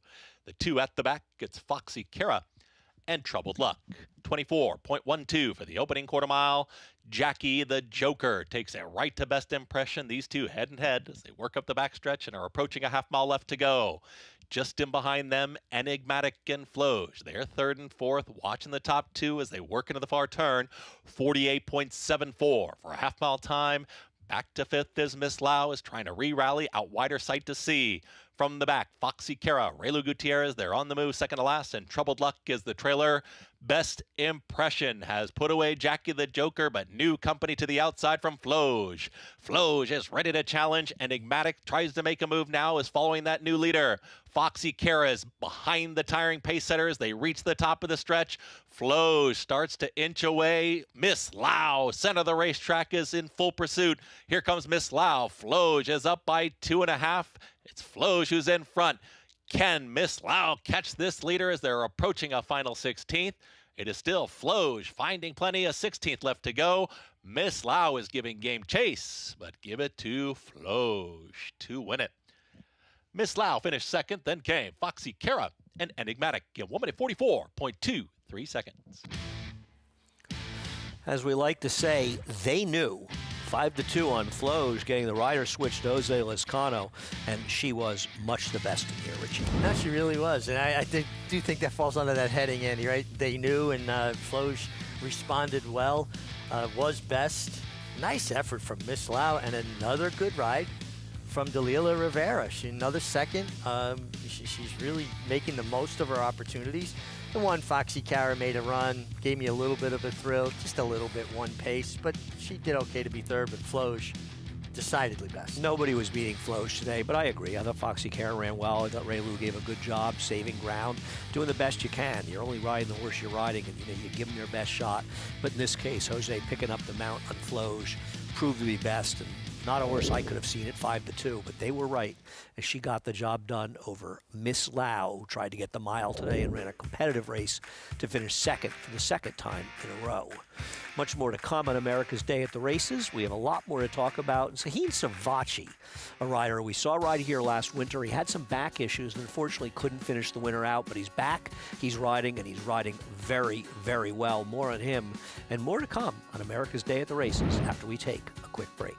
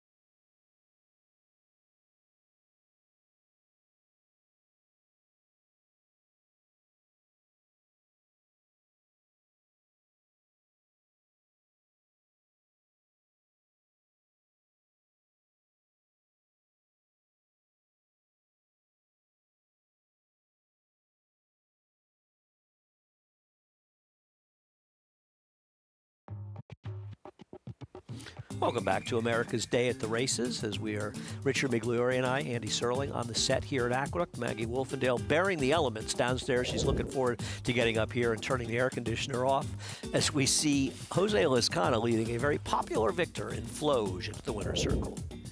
Yeah, just much the best. Set just outside of horses that were kind of chewing on each other a little bit. Kicked for home and drew off as much the best. A nice effort by the runner-up under Dalila Rivera, who's making a nice impression. Miss Lau. And in 2 seconds for her in the last 3 races. Riding all of them well, and that's all you can ask the riders, especially when you talk about apprentice riders. You want to see them give their horses their best chance. I think we see some nice apprentices riding here this winter. Giving them the opportunity to win, and she did that. Foxy Cara, nice even effort to be third. Got a good ride from Rayla Gutierrez, who I really hope digs in and stays put. He's a rider that can make it here, but can't bounce around too much. I agree, and I'm a fan of Ray Luz. I like him personally. I think he's a talented rider, and I know we both wish him the best of luck. 772 to win on Floge, 1794 for the 3-5 exacta. The 8th race today, really the 8th and featured race, I thought this was a very, very competitive race, and it looks like favoritism will go to the number 1, Reynolds Channel, as you're also going to see a lot of money for the number 9, House United, a horse who's a little bit camera shy, Richie. Yeah, I mean, two for 19, but well drawn. I like outside posts in 1 mile races. Just you get that long run to the turn. I agree. I totally agree with you. We'll see. Reynolds Channel was placed first last time out after a DQ, and he and Interceptor will re-engage after they finish 2-3. We got boxes here. You guys look a little warmer than Maggie does out at Oaklawn Park. About 30, 40 degrees warmer here in Hot Springs for this New Year's Day program where we're getting ready for the late pick 5. Part of that sequence is the New Year's Day feature, the Oaklawn Sports Overnight Stakes. It's newly turned 4-year-old fillies who've never won a stakes race other than state bred, so it doesn't sound all that exciting. However, the favorite down towards the bottom, Lemon Zest, this could be the start of an ambitious 2026 campaign. Right, and it's a unique condition, as you said. You know, a lot of the times they can't run against straight 4-year-olds and be able to kind of have this opportunity more so like an allowance race. But Lemon Zest here for the Brad Cox barn, a good often homebred. I've gotten a chance to see her there on track, and she's a beautiful leggy filly. She wants all the ground as she has been in those routes primarily since that debut, and she's just really one that, as we mentioned, Flavien Prat coming in here for this lone mount.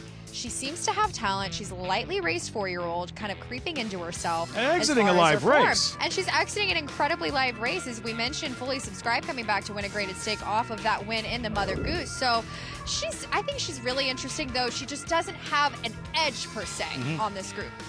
She's quick, the quickest on paper, defected, Carrie's Kiss is out, impacting the shape of the race. 5 of them, 1 mile and a 16th. What will Lemon Zest do essentially today, trying to win a first ever career stakes race?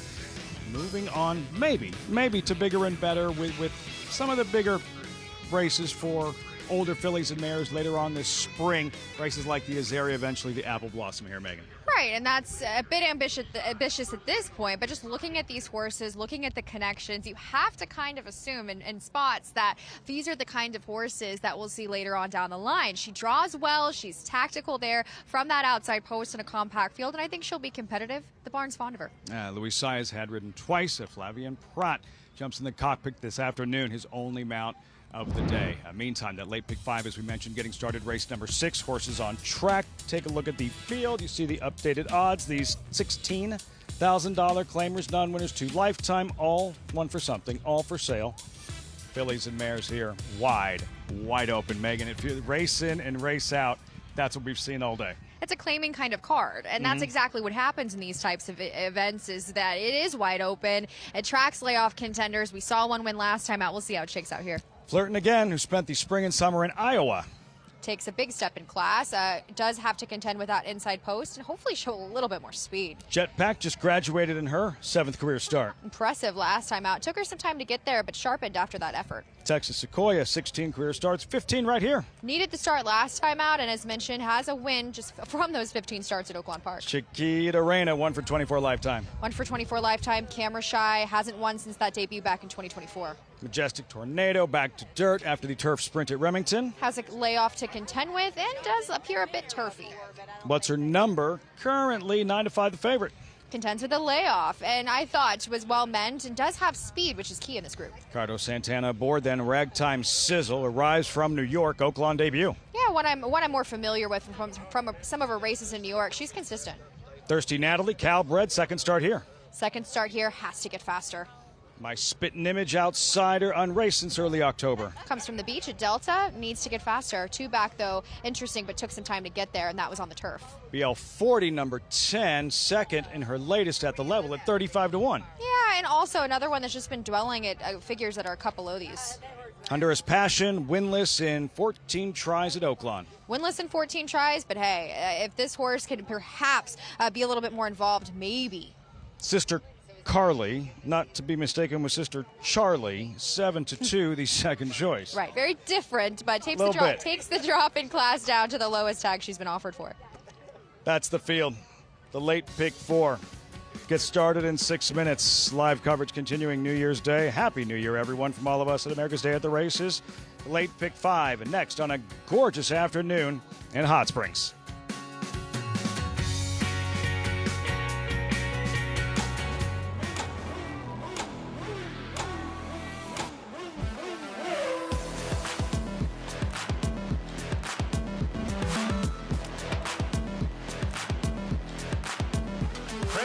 Monaco's Too Good for Moose, an impressive winner of the best pal. Miramardi's All Hot, but Prince of Monaco Too Good. Prince of Monaco, standing at Claiborne Farm. Saturday on America's Day at the Races, Joy Lafitte Pinkai and Megan Burgess on site for Oaklawn Park's Smarty Jones. Promising 3-year-old start in the Kentucky Derby prep race. Action begins Saturday, 2:30 Eastern on FS2, 4 Eastern on FS1. Say hi to our new stallion, Highland Falls. From his winning debut to that spectacular Jockey Club Gold Cup. It is Highland Falls. He wins another one, this time the Jockey Club Gold Cup. Even his buyer was high. The race his sire made his own by a widening 4 lengths. A host of Grade 1 winners far behind. High and goodbye.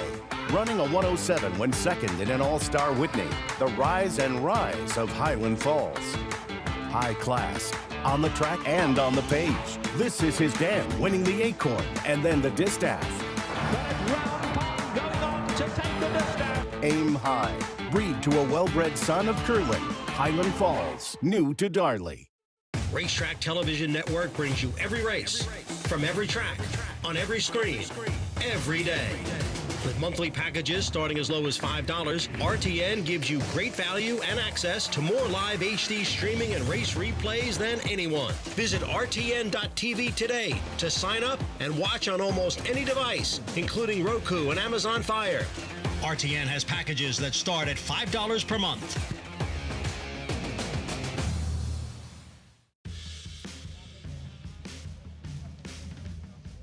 They'll be busting out of that gate in just a few moments for the 6th of 10 races at Oaklawn Park. You're watching America's Day at the Races on FS1. New Year's Day program, pristine conditions as the $16,000 claimers warm up, non-winners to lifetime. You're looking at flirting again at 31-1. Megan, the favorite, though, number 6 in What's Her Number with Ricardo Santana, 8-time Oaklawn champion jockey aboard. Right, and gets an aggressive rider in Ricardo, and one that I find her speed to be really key here and why I liked her so much in this group, but she's also one that does contend with a layoff, and she just doesn't have a huge buyer speed figure edge on the rest of this group. The Fox Barn, though, first off this kind of layoff, past 5 years, 3 for 10, so 30%. I thought this horse looked fit and athletic when seeing her in the paddock, and one that took time to break her maiden, but she's just consistently running stronger numbers than this group prior in those efforts down in Kentucky at Turfway Park, Churchill Downs, and just a trend that I've seen. Those Kentucky horses are running here at Oaklawn Park, and I really like her at the flat 6 furlongs. As mentioned, her speed is a huge commodity in this group. Touched on David Fox, and statistically very good first after the claim. Claimed off Joe Sharp. What's Her Number? She is the favorite. You went with a Jetpack, however. Ramon Vasquez, Megan, looking for a 3rd win on the afternoon. Yeah, one that has the recency, which I liked to see. When you're dealing with a layoff horse, just looking at them in front of me, 6-2, you're having a nice layoff horse, and then one that has that nice blowout win last time out. And I guess, yes, you can argue it did take some time to get there. I did so over the surface at this 6 furlong distance, and one that can be forwardly placed. I liked the recency edge, and just to me, while she is certainly sporting that winter coat as far as her physically, she's athletic and has a bit of a fitness edge on this group. Vasquez, the 4 wins opening day, 2 thus far this afternoon, 1 behind Christian Torres atop the rider standings here at Oaklawn Park. Then number 7, there she is in Ragtime Sizzle. All right, so we saw her in New York today, her Oaklawn debut. What are you expecting? Well, it's always a task to see how horses are going to take to the surface. It's a little bit heavier of a ground. It's just a different atmosphere here at Oaklawn. And I did like her, though. I mean, she was 15-1 on the morning line in a group where she was scratched out of last week, a 12-5 non-2 winners lifetime. Now you see her at 10-1. She was 6-1 on the morning line. So a little bit of a discrepancy there. But she does take the drop in class off those 17-5 tries, where she's just been a bit flat against winners ever since she broke her maiden for 20 in a picture perfect trip that day. But, you know, it went quick early relative to the actual final time that day. She was just with the dynamics of the race, got the drop in class.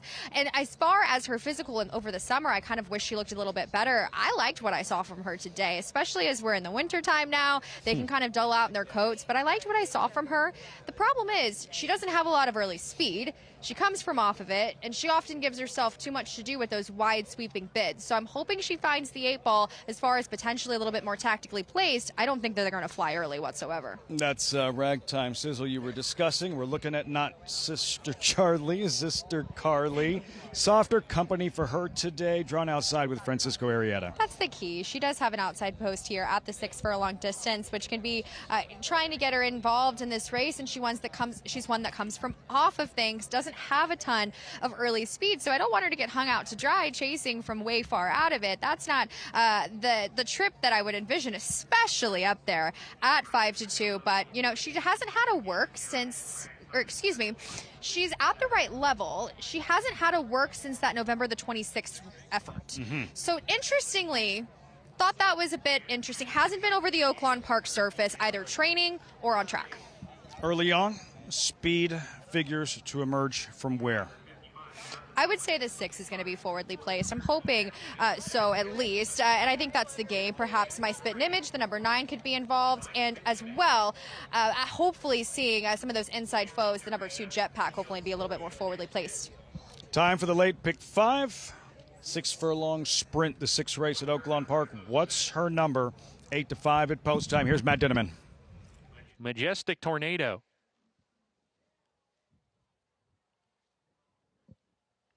Honduras Passion, post 11. What's her number?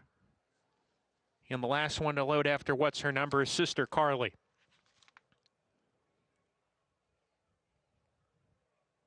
Waiting for what's her number.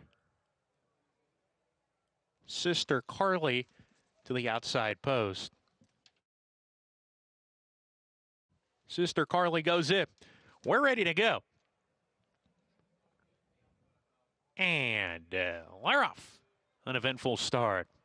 My Spittin' Image, the long shot to the lead. Thirsty Natalie taking the second position in the early stages. Far outside, Sister Carly is level 3rd early with BL40 Jetpack to the inside. Gap of a length and a half to What's Her Number, who's tugging in midfield. A half length to Flirtin' again. Another half length to Texas Sequoia to steady just a little bit. Drop back a couple spots there. And there's a gap of 2. Chiquita Reina next in the group. And then Ragtime Sizzle towards the back of the field with Honduras Passion as they round the far turn here. My Spittin' Image, 133-1. Has a neck lead, but is hard ridden. Thirsty Natalie to the inside right there as they round the turn. Length and a half to Jetpack getting off the fence for the stretch drive is gathering momentum. Sister Carly has lost a spot while under pressure. What's her number? 5 wide at the top of the lane. They come off the turn here. Thirsty Natalie, My Spittin' Image. Here's Jetpack on the scene.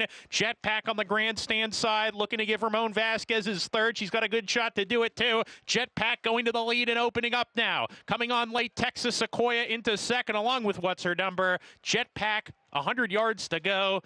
Got it. Jetpack, 2 wins in a row for her, giving Vasquez the triple. Ragtime Sizzle rallies on for the place position. Texas Sequoia 3rd. What's Her Number? Flattens to 4th late. Can't stop him. Can't contain him.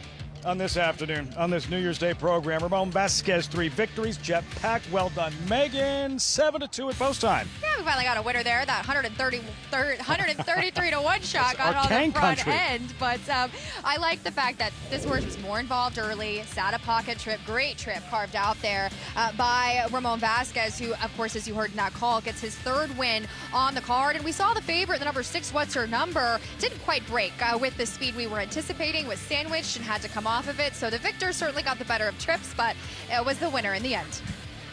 2-7-3-6. Long meet, Andy, but we do have a tie atop the rider standings here at Oaklawn with Christian Torres and Ramon Vasquez after that win.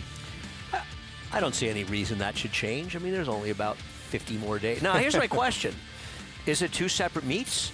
Can you win the holiday meet, which closes on Sunday, and then there's like a 3-week break? It is not. For the standing's sake, it carries right on through. I was talking with Chris Ho head of marketing there, and he was telling me, no, it's now, one long meet. You were still riding. Yes. And you were the leading rider after Sunday. I don't think you'd abide by that. I think you'd be telling people I won the Oaklawn riding title. Well, yeah, I would be doing that. But I embellish anyway. So let's get more on race number 8 as we head down to Maggie in the paddock. I like that tactic, Meg, as we'll take a look here at the 2 horses who were elevated in their official finishing positions out of their last race. That includes Reynolds Channel and Interceptor, both of which will make first starts for new barns. And we'll begin with the rail runner Reynolds Channel, who I did really like in that race. He was returning to the dirt for the first time in a while for Michelle Nevin. Loved his overall appearance. I mean, he looked so healthy. He was striding out well and just marching around the paddock. And look, he always looked like a winner. I remember Flavien Prat just sitting behind horses with a ton in the bridle, and he found the seam up the rail and he kept coming. Today, he's just not giving me that same vibe, that same impression here in the paddock. He definitely has the credentials to win here. Just saying, I thought he looked a bit better last time than what he does today. However, Interceptor, whom I have not been the biggest fan of in his career, will go out for Mike Maker, and they'll put the blinkers back on this horse, which did result, for the first time applying them, in breaking his maiden with his fastest race to date. And I actually thought he ran very well in defeat. He was continuously sent on the rail, up the backside. He battled on bravely between, but he never looked as though he was truly comfortable in that spot. He kept responding, but it was kind of against his will, running with his head kind of up in the air. So the blinkers going back on here, I find very interesting. Just a short cup cheater blinker here for Mike Maker and his crew. Not a horse that generally carries a lot of weight or conditioning or looks particularly good in his coat. And while, look, he looks a bit wintry, it's still healthy. And there's a bit more conditioning on overall. So I thought last time there was something to build off of, and maybe they get that just a little step forward here facing this starter allowance crew, Andy. Thanks a lot, Maggie. And interesting things to say about the one Reynolds Channel and also about the other one that hit the wire with him, Interceptor. And it's funny, you know, we show this race. I understand people talking about having some trouble and Reynolds Channel's kind of staying behind horses. But at the end of the day, when things played out, didn't both of them have pretty good trips overall? Yeah, I do think they did. You know, listen, one thing about saving ground, sometimes you're going to have to wait for a moment, you know, hit pause, right? There's a big difference between checking out of a race and having to wait for that optimum room. And a lot of times the waiting, people think they're steadying out. And, of course, I got DQ'd here, so I'm really happy that I chose this to show this race again. A legitimate DQ. The horse is lugging in very badly, but just unfortunate because if he able to keep him straight, he would have probably won by more. Yes. But the horse was doing it, and a foul's a foul, and it was the right call there. I'm going to try to beat both of these horses in here. I don't think the 9 is a winning type, but like you said, I like that outside post. I'm very interested in Coffee Talk in this race. I think that his last race, a lot better than it looks, as maybe he's rounding back to form. We'll talk about him more, though, as Reynolds Channel with Jamie Rodriguez for Amelia Green. Yeah, comes off a real good effort where he was placed first because of turn and count's bad behavior. Long shot Game Bred coming off a win for Charlie Baker with Jose Lezcano. Needs to get faster than what we've seen from him so far. Same thing could be said about the 3 Redacted, who's almost 30-1. Yeah, but could lend pace to this affair, but I don't like him as a win candidate, just how the race may be run. Remy's Moon goes out for George Weaver with Eric Cancel. Yeah, a horse that George claimed to back. You don't see George doing a lot of claiming. Does a great job, though. Kenner Carmouche on Coffee Talk for Linda Rice. He's got races going back that certainly would put him in the frame here, and I like him stretching back out. So do I. The 6 Interceptor goes out for Mike Maker off the claim with Manny Franco. Yeah, claimed off for Chad Brown. Tough trainer to improve off of, but one thing you know, you're getting a healthy horse when you get there. He takes such a good caretaker. Agreed. And House United rounds out the field. Sahin Zavachi riding for Ilke Cantermachi. think the post really benefits this horse. He's just going to be able to get in a good rhythm down that long straightaway into the far turn. Even though Coffee Talk got the same buyer last time as 2 back, I thought it was a much better effort. And I wondered a little bit if dropping back kind of helped him run well at the end, because that was a race and a day where horses that were forward dominated the card. And I thought he ran very well closing, and maybe he can get back to his better form going a bit longer. But don't you think it just gives him an opportunity, Andy, to get into position easier? They're not going to go nearly as fast. He's going to be able to get into a better rhythm. Yeah, I'm hoping that's the case with this horse. You know, he had that huge figure for David Jacobson off the claim, and I was kind of against him when he came back and he lost. He didn't run back to that big number, but I thought his last race was a much better effort, and I'm hoping he can get it done today.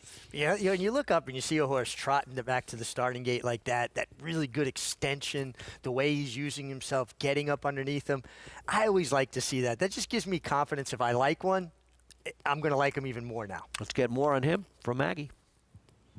Yeah, he is moving incredibly well as the warm-ups continue on the track for this finale. And a horse that I really liked in the paddock 2 back, although he was coming in here off of that one race that made him a major standout in that one, race coming back for Linda Rice first off the claim. I did think that maybe longer would ultimately prove to be a better spot for him, because, you know, he reacted so significantly from that first time sprinting that a lot of times it is that kind of element of surprise where the first time a horse does something new on the racetrack will be their best effort. So now we get him stretching back out, and this is his first time at a 1-turn mile. So I think that he's built for it.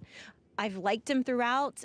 Again, he was pretty aggressive in his demeanor and forward. So obviously, as you guys were pointing out, it allows him to attain a more forward position. So I think Coffee Talk, definitely a good alternative to the 1 and 6 coming out of that common race. Andy?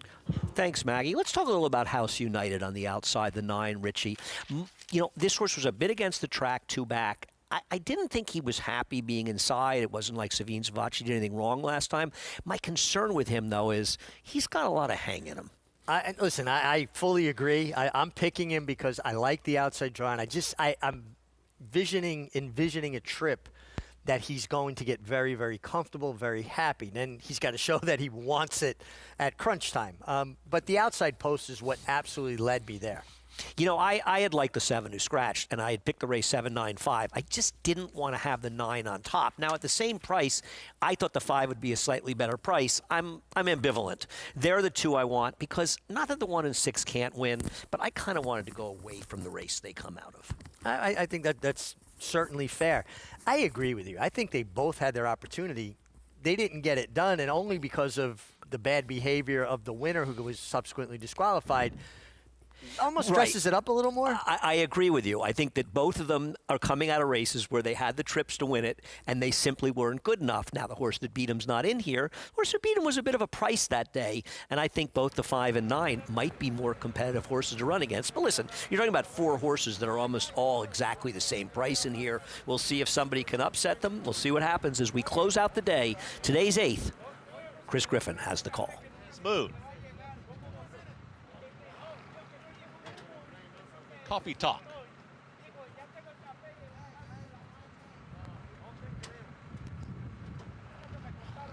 Interceptor.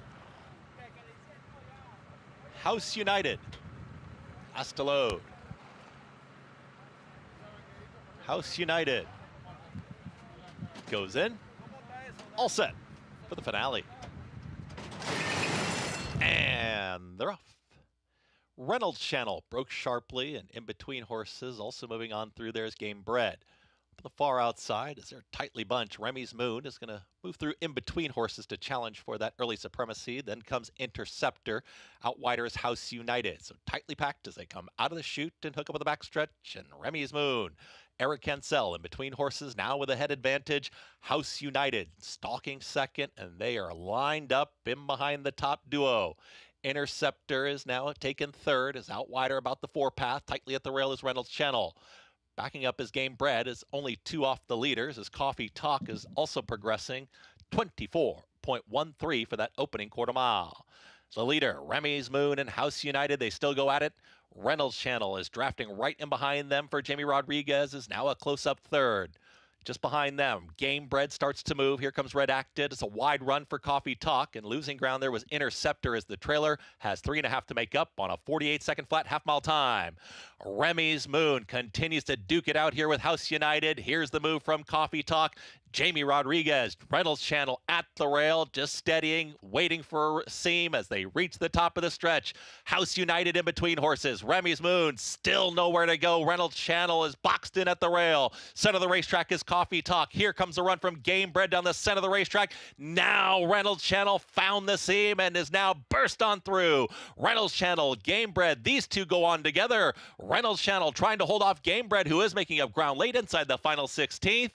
Reynolds Channel will win the finale. Reynolds Channel won it, then came Game Bread. Just off of them, Interceptor and Coffee Talk in 1 minute 41.29 seconds. Can't get a better trip than Jamie Rodriguez. Just got on Reynolds Channel, sticking to the rail, getting room to come through and getting it done over a vastly improved long shot in Game Bread, who finished second for Jose Luis. Watch Jamie Rodriguez. He was looking for this spot. You saw him steering to the spot.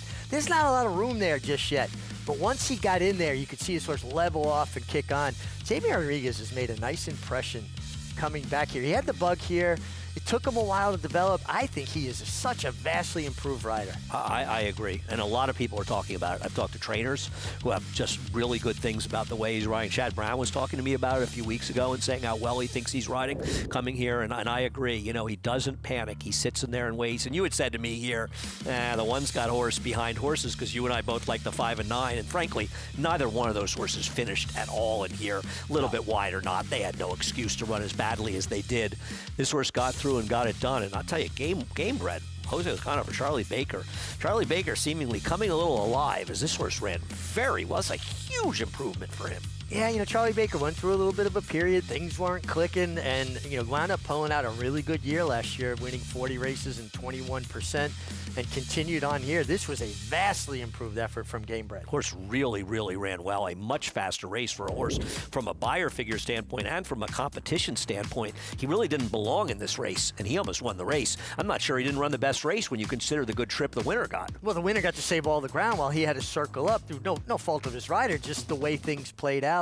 And Amelia Green starts out 2026 with a win, a horse that she claimed last time out. So nice return immediately for her and the connections. She's been a very good story in 2025, going out on her own after working for Todd Pletcher. I think Todd was sorry to lose her, but I'm sure very happy to see her doing as well as she did. As we're going to sort of switch gears and head out to Turf Paradise for their third race, the number 8. It Happens. Little play on words from Forrest Gump. Yeah, Forrest it Gump. happens. Yes, it happens, I believe. The old smiley face. Looks like the horse to beat on the outside, Richie. I agree. Well posted. Frank Alvarado is a rider, did very well here in New York. Since Northern California racing is shut down, that's where he was based for a long time, has moved his tack to Turf Paradise. This guy is a top rider. I think the overlay on the board right now is the number 4. She's a one of one who could be the speed in this race, who currently is listed at 9-1. As It Happens is 4-5. They're heading to the gate. Let's get the call of the third at Turf Paradise. Here comes Miss Sundays. Royal Integrity. Bubbles Up. She's a one of one. 2 more now. Max's Maxine. And the big favorite, It Happens.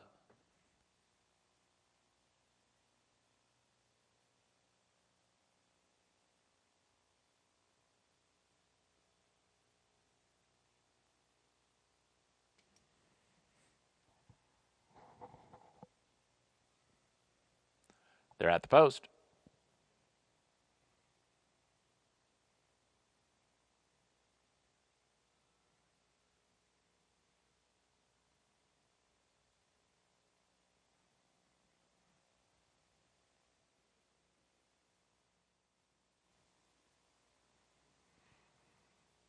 They're set. They're off. Max's Maxine, she's a 1 of 1, bubbles up, and it's Outpins. The outside 4 break best. Royal Integrity is next, then Embraceable You and Miss Sundays, and the trailer is Royal Dusty. Up the backstretch they run, and it's a 1 of 1, has the lead. She's a 1 of 1, has the lead. 3/4 of a length to Bubbles Up in second. Then comes Royal Integrity and Max's Maxine. It Happens for Frank Alvarado is 5th now and about 5 from the front. Miss Sunday's just inside of her with 6 lengths to make up. Then Embraceable You and Royal Dusty is the trailer, and she's a 1 of 1, trying to give Juan Pablo Silva back-to-back victories. Has the lead towards the quarter pole, but just by a neck from Bubbles Up in second. Max's Maxine is third. Embraceable You just ran right by It Happens, and those two are 5 from the front. Top of the stretch, here's Bubbles Up to put her head in front. Bubbles Up is the leader now by a half length. Her danger is Max's Maxine and Miss Sundays, who gathers momentum. Bubbles Up, Max's Maxine, Miss Sundays, Bubbles Up reaches Max's Maxine, Miss Sundays, Bubbles Up wins. Bubbles Up beat Max's Maxine. Miss Sundays was third. It Happens finished 4th. Bubbles Up stalks the speed of She's a 1 and 1 and holds off the closers in the stretch as the heavily favored It Happens. Well, it didn't happen for him today. She was never in the hunt. No, she was under a ride from a long ways out and just let go middle of the far turn. Bubbles Up, ridden by Orlando Mojica, rode his 3,000th win just the other day. Is that right? Yeah. Wow. Yeah. Nice to see. A little 6-7-2-8, I think, at Turf Paradise. Been nice being back. Good to see you. Yeah. Good to be on with everybody. I'll be leaving. Maggie Wolfendale will be stepping up here to turn the air conditioner off. America's Day at the Races. A lot more to come as we'll be heading down to Oaklawn Park for more action there as we continue.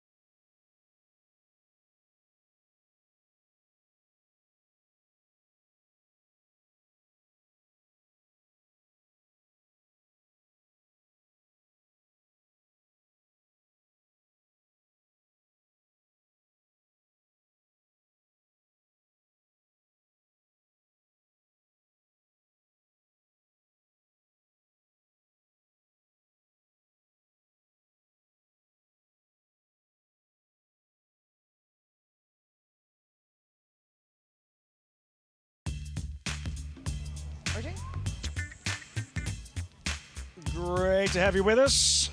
Happy New Year, everyone. On FS1, America's Day at the Races, live coverage from Oaklawn Park in Hot Springs, Arkansas. Such a cool town from the history, lots of culture, great restaurants, great hiking, the bathhouses, and yes, the top class and most lucrative winter racing in North America, where the late Big Four is about to begin. Race 7, $25,000 claimer sprinting, 6 furlongs. Let's meet the field. Tell me when on your screen, daylight winner in September at Remington. Yeah, it comes off the layoff, and I liked what I saw from her. Physically well turned out. Philly Crystal, great name, contender. Billy Crystal or Philly Crystal? We'll see. She's one that's taking a significant drop in class and looks tough in here. Demi, Ramon Vasquez, 3 wins so far. Looking for a 4th, and this is a big, sturdy daughter of Painter, 6-year-old mare who's carrying her flush well. Wreaking havoc, second start off the layoff. She got the sharpener last time out, but still has to get much faster. Perfect Wish, not much in 2 starts since her layoff. Yeah, just hasn't really come alive off of the layoff. 0 for 2 in tries at Oaklawn Park. Progeny, second at 14-1, facing similar 2.5 weeks ago. Yeah, faces similar. I liked her last effort here on the 14th. Race mid-pack and came off of things. Summer of Mischief, quick 7-year-old mare. Yeah, stout and really burly type that carries that good flesh. Wildwood Queen, first of 2 Arkansas breds. Yeah, gets into open company. She'll have to take a step forward. The other Arkansas bred drawn to her outside, number 9, is our Pirate Treasure. Tom Durkin would not have been proud of that. Yeah, another layoff horse. Consistent numbers and same kind of sort of one-pace run. Flat Out Rose, Walter De La Cruz looking for a second win this afternoon. Yeah, I believe it's 3rd win, looking for that third win here, right. and ran okay. Has to face similar that beat her last time out. Went back-to-back in the 5th and 6th to De La Cruz. Field for the 7th, late pick 4. Demi at 5-2. We'll get another look at Philly Crystal, the second choice. 7-2, and her last win, this was 4 starts back. Aqueduct, Megan, Philly Crystal takes the lead and never gives it back. Yeah, there was a significant speed bias on the track this day, and she just took every advantage of doing so. It was very much in the favor of those speedsters. Remember, Jay Provenzano said, send this filly to the lead and take no prisoners. Claimed that day from Flying P, and one that I've been able to catch up with Wayne on the backside. He tried her in those tougher allowance groups and does like this horse. There's ability there, and I think that she's just, to me, has the edge on this dropping class. But if she wants to be more on the lead here as well, utilizing that speed, I think she has every skill in her repertoire to be able to do that and be forwardly placed. That's Philly Crystal. Then to her inside, Tell Me When. Christian Torres broke from the rail on the favorite in the 5th race, was unseated shortly thereafter, hoping for a much better journey coming up on Tell Me When. Yeah, hopefully no deja vu there, but exits that win against Open 20 last time out, contends with the layoff, and she is carrying some good flesh. But just as far as her in the coat, as far as her muscle mass behind, I thought she made a nice impression of herself with a solid speed figure last time out. That's her career best. Now got the time away, and she does sport some wins here at Oaklawn Park. I thought she was incredibly interesting at a price, but she does come off the layoff. She will be able to be forwardly placed from the inside, which I think is another key for her being able to do so. The favorite, number 3, Demi. We know all about the jockey in the afternoon he's having. What about the filly, the mare? Well, the same morning line price here, 5-2, and 5-2 up there on the board for the number 3 Demi, who is one that's been in consistent form, solid, doesn't have to deal with any layoffs, so she's just been kind of racing into her fitness and form, and she is fit. She has got an engine on her. She is an out-and-out sprinter there, despite pedigree that maybe would appear otherwise. But Peter Miller has been just having such a great meet and is very well meant. She actually outran this entry mate Progeny last time out on a muddy sealed surface. There was no catching the winner that day. Progeny, I would say, also had a little bit bumpier of a trip, but she stalked off the leading duo. She tipped out and made a solid run there, having to settle for second by open lengths. But this is another spot to where, to me, she's facing fillies directly to her inside with speed. Maybe she lays off of the pace a little bit, tucks in with a pocket trip to save some ground and make her kind of run. You referenced Progeny, and against a similar crew, she did run second here couple of weeks ago. She was 14-1 on that afternoon. You're going to have to pay for her this time, 3-1 Progeny. Yeah, it comes off of that price that we got last time on her, and she's one that, again, as I mentioned, exits that same November the 19th race there where she faced Demi. Demi got the best of her in both of the tries that they have faced. So they're at the same price right now. So if you look at the price and you look at the two on the board right now, I think that I would prefer Demi over her. But when talking to, the Cantor Mossy barn, just briefly here on the rail, he likes that the speeds are to her inside, and she's hopefully able to sit a more tactical type trip. She doesn't have a ton of early speed. She likes to come from off of things. So being able to have those to her inside, he projects hopefully being able to be a little bit more smoother than the ride she had last time out, where she broke a step slow, then she tracked along the inside. She had to shift out, and she kind of took some contact down the lane. So rematching again, as I mentioned, with Demi, who's gotten the better of her twice now. So I think just the tactical edge I appreciate more as far as Demi's concerned, and physically I thought they were both very well meant. 6 races in the books. Have you noticed any trends one way or the other, how the track's been playing this afternoon? Here at Oaklawn, you always want to be forward. I think that if you put yourself too far out of the race at Oaklawn, especially here at this 6 furlongs, you want to be a little bit closer to things, but it's been incredibly fair. I mean, horses have been coming off of it. Horses have been doing well on the lead, tactically placed, so I like to see that, especially here. Featured event will be next. Oaklawn Sports Overnight Stakes, race 8. Time for the late pick 4 and the 7th. Matt Dinnerman standing by. Flat Out Rose. Flat Out Rose, the gray mare. To the outside post, Walter De La Cruz looking for the hat trick today on New Year's Day. We're ready to go. And we're off. Philly Crystal, Tell Me When, as expected, showing speed today. Summer of Mischief from the outside, not far off. Tell Me When, narrow lead. Summer of Mischief second. Philly Crystal takes a hold. We'll track today and play a new role from off the speed. Gap of 2 to Flat Out Rose, the gray mare. Wreaking Havoc is inside of her. Progeny slips inside of Horses. She must be 7 behind approaching the turn. Demi right behind her. Gap of 2 to Perfect Wish. Wildwood Queen in the second last spot now with R. Pirate Treasure as they go into the far turn. Tell Me When, Speedy leads a half length. Summer of Mischief going to turn up the heat, and these two round the far turn together. They're 3 clear of Philly Crystal, getting a little bit closer after getting a breather. Gap of 5 to Flat Out Rose, just plodding in place, losing position. In fact, so is Progeny under a hard ride here with Wreaking Havoc. They're off the turn. Tell Me When drops anchor. Summer of Mischief kicks on, but here's Philly Crystal on the scene. Philly Crystal breezes by, takes command, and draws away under Francisco Arietta. Demi's coming on for a minor slice, but she will not catch Philly Crystal on the class drop. She found her friends today. Philly Crystal reports home 4 ahead. Demi second. Summer of Mischief holds third. And fourth was R. Pirate Treasure, the Arkansas bred. Found her friends, clobbered her friends. Did Philly Crystal, flies the coop. 5-2 at post time. Megan, well done.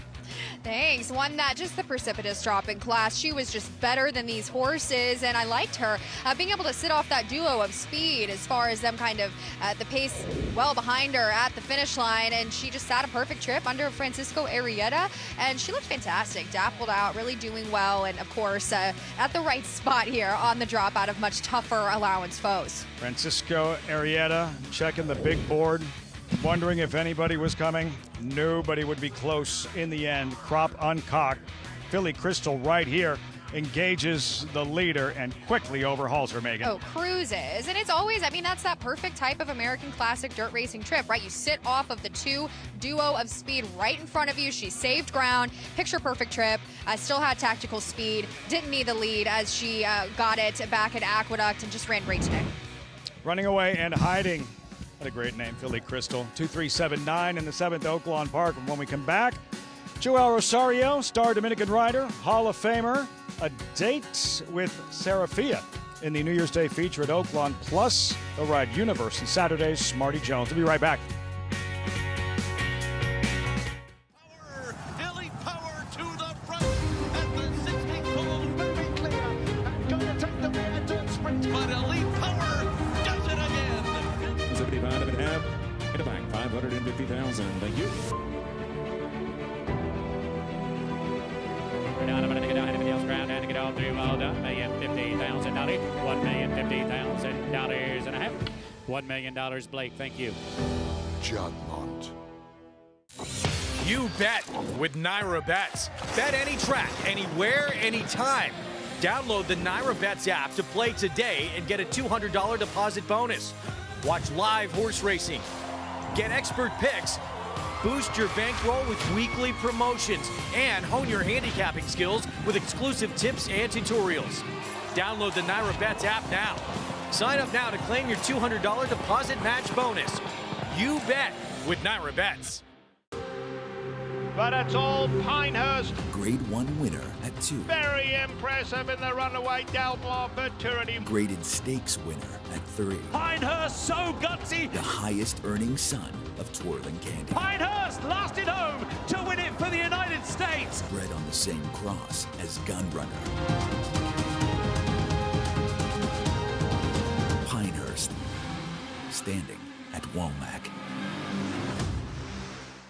A provision in a bill passed this summer reduces the tax deduction for wagering losses from 100% to 90%. This unfair change would tax horse players on a percentage of their losses, could cost over $1 billion in handle, and threaten thousands of jobs in the racing industry. That's why the NTRA is fighting to pass the Wager Act, a new bill that would restore the deduction to 100%. Tell Congress to pass the Wager Act. Visit ntra.com/wager.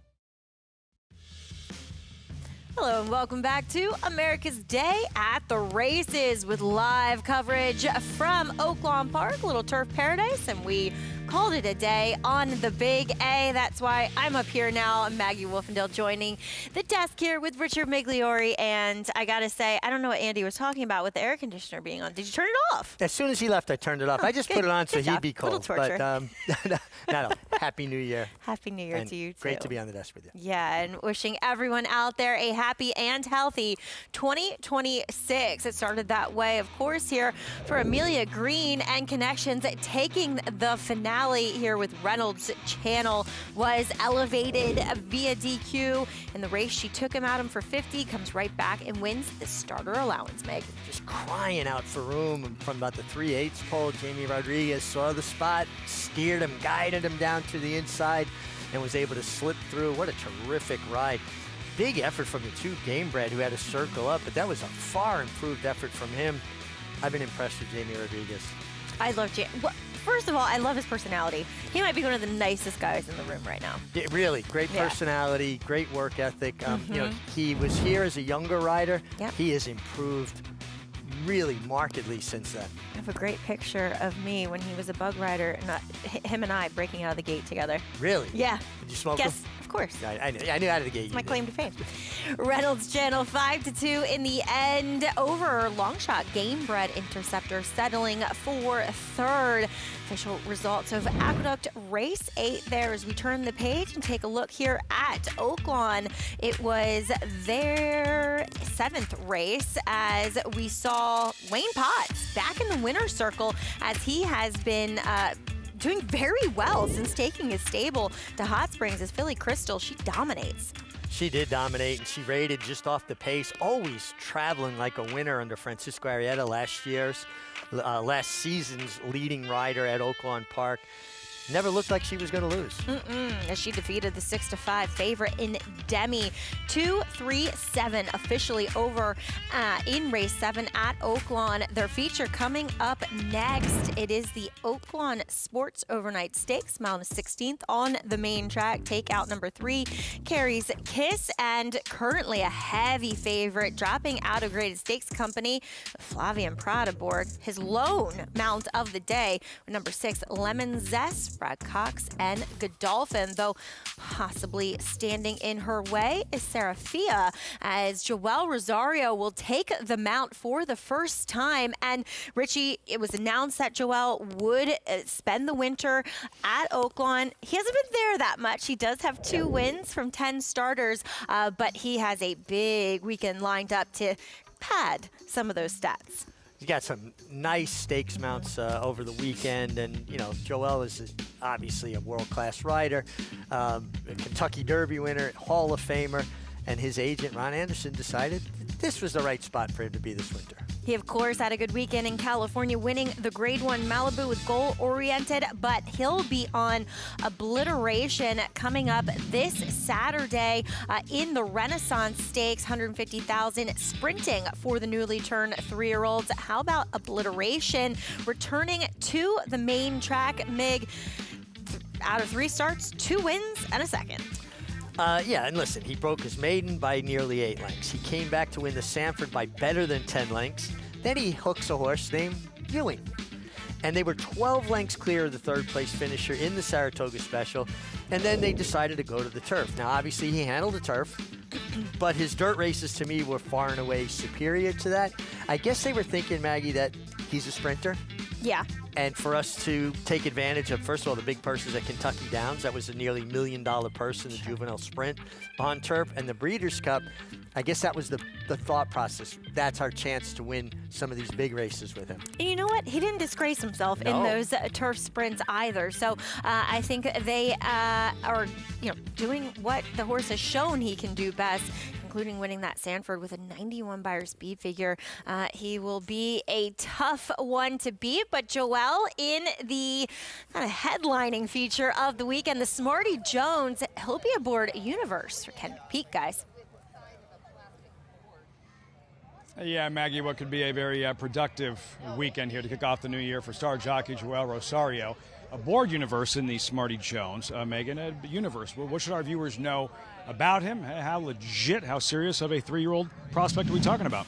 I think he's pretty serious. I mean, he's one that Kenny McPeek was fond of prior to the debut, that 4-length romp at Saratoga, as we take a look at his last effort in that Kentucky Jockey Club, where he just wasn't in the best of trips to me for him as an individual. I find this is a horse that wants to be more forward, wants to be a bit more tactical. He came from way off of it that day and had to really put it forth a rally. I liked his gallop out. I've always been fond of this horse back in just watching him in his races in New York. And I mean, he was closing ground very nicely on a very nice Spendthrift horse in Further Ado. So I think that he's going to be competitive yet again. Does have that rail draw, which he did have, of course, on debut at Saratoga. But this is a wide open group. Very competitive. Strong addition, Smarty Jones, America's Best Racing's race of the week. 21 Kentucky Derby points available.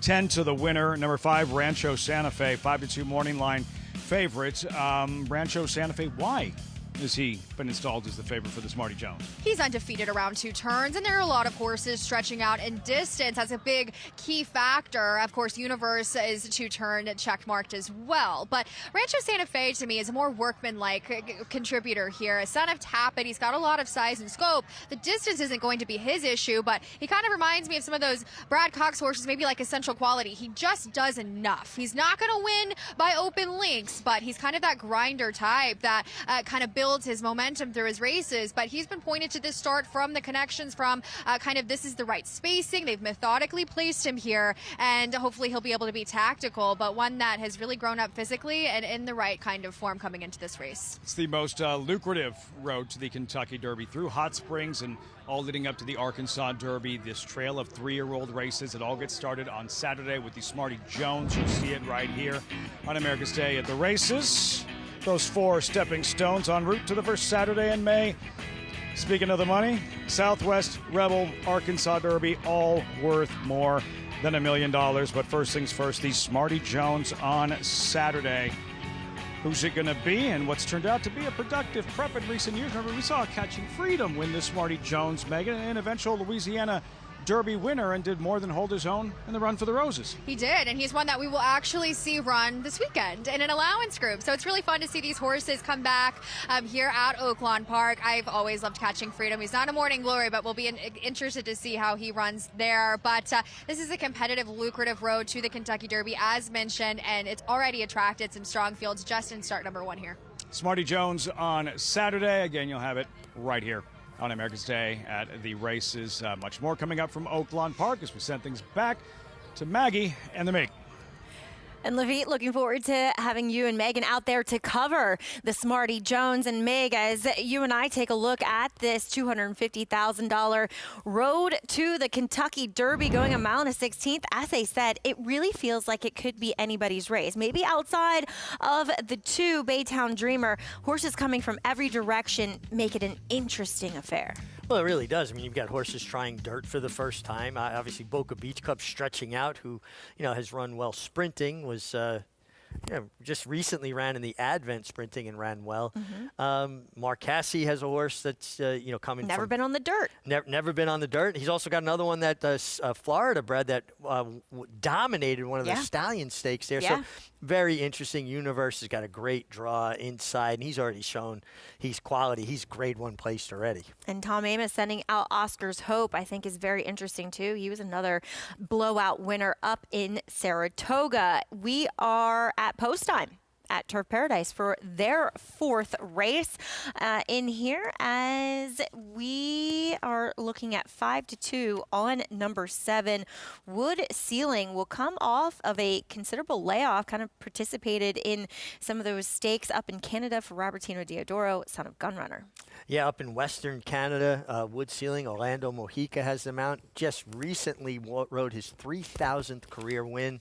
Now, it's a big number. Robertino Diodoro, somebody who we're familiar with here in New York, has been basically dominating at Turf Paradise. And Orlando Mojica looking for back-to-back wins, right? Yeah, he won the last race. I was hoping he would get to 3,000 when we were on, because give us more to talk about, but he got it done on one of our dark days. All right. He does feel like the horse that has the most class. Odd starting gate there. Very enclosed. It's got like a roof. If you were in the rain, you would not get wet in there. And some but horses. It barely ever rains out there. No, well, right, exactly. But some horses that are claustrophobic, they're a little bit moony in there. I've only ridden there once. I'm 1 for 1 at Turf Paradise, but that was the thing that impressed me. The starting gate was different. Completely different, as we head out to Vic Stauffer with the call of race 4 from Turf Paradise. Wood Ceiling wins the break and goes for the front from John Dunbar and Mississippi Man. Brownstone comes away running in a 4th. Then comes Dagger Ranch and Bobby Dazzler. Between horses and on the move. Here's one up between horses, and that's Money Shot. Broke last, but is all the way up to challenge for the front. So they run up the backstretch now, and the leader is Wood Ceiling, as Money Shot has moved up into 2nd, and John Dunbar is tucked in at the rail 3rd. Now Bobby Dazzler's on the move, and here's Bobby Dazzler up to claim 2nd. Mississippi Man, Money Shot, who shuffled back, and Brownstone are all only about 3 from the front. It's Freaky Fast is 2nd to last, and now the trailer is Dagger Ranch. Many chances around the far turn with Wood Ceiling, the one to catch. Wood Ceiling to the quarter pole, a 2-length advantage over Bobby Dazzler in 2nd. John Dunbar from Mojica's 3rd at the rail in the white blinkers. Then comes Mississippi Man. The rail is wide open for him, and Mississippi Man is 4 from the front. But in the meantime, Wood Ceiling still has a big lead. Now Brownstone in the center has moved up, but it's still Wood Ceiling by 3. Money Shot's going to take his try at him. Wood Ceiling, Money Shot, Brownstone, Wood Ceiling, Money Shot, Wood Ceiling. Wood Ceiling beat Money Shot 3/4 of a length. Brownstone was 3rd, and Bobby Dazzler finished 4th. As Wood Ceiling dominates here off the layoff, a little bit of a step down in class. Gets the job done at 2-1 for Robertino Diodoro. Yeah, last seen up in Western Canada when he ran 1.25 miles. Here he was up on the pace going 6.5 furlongs. And gets it done, Orlando Mojica. Frank Alvarado on Money Shot, such a good rider, now playing his trade at Turf Paradise. As we see horses in the paddock for the Thursday feature at Oaklawn, it is the Oaklawn Sports, and there's your favorite, Lemon Zest.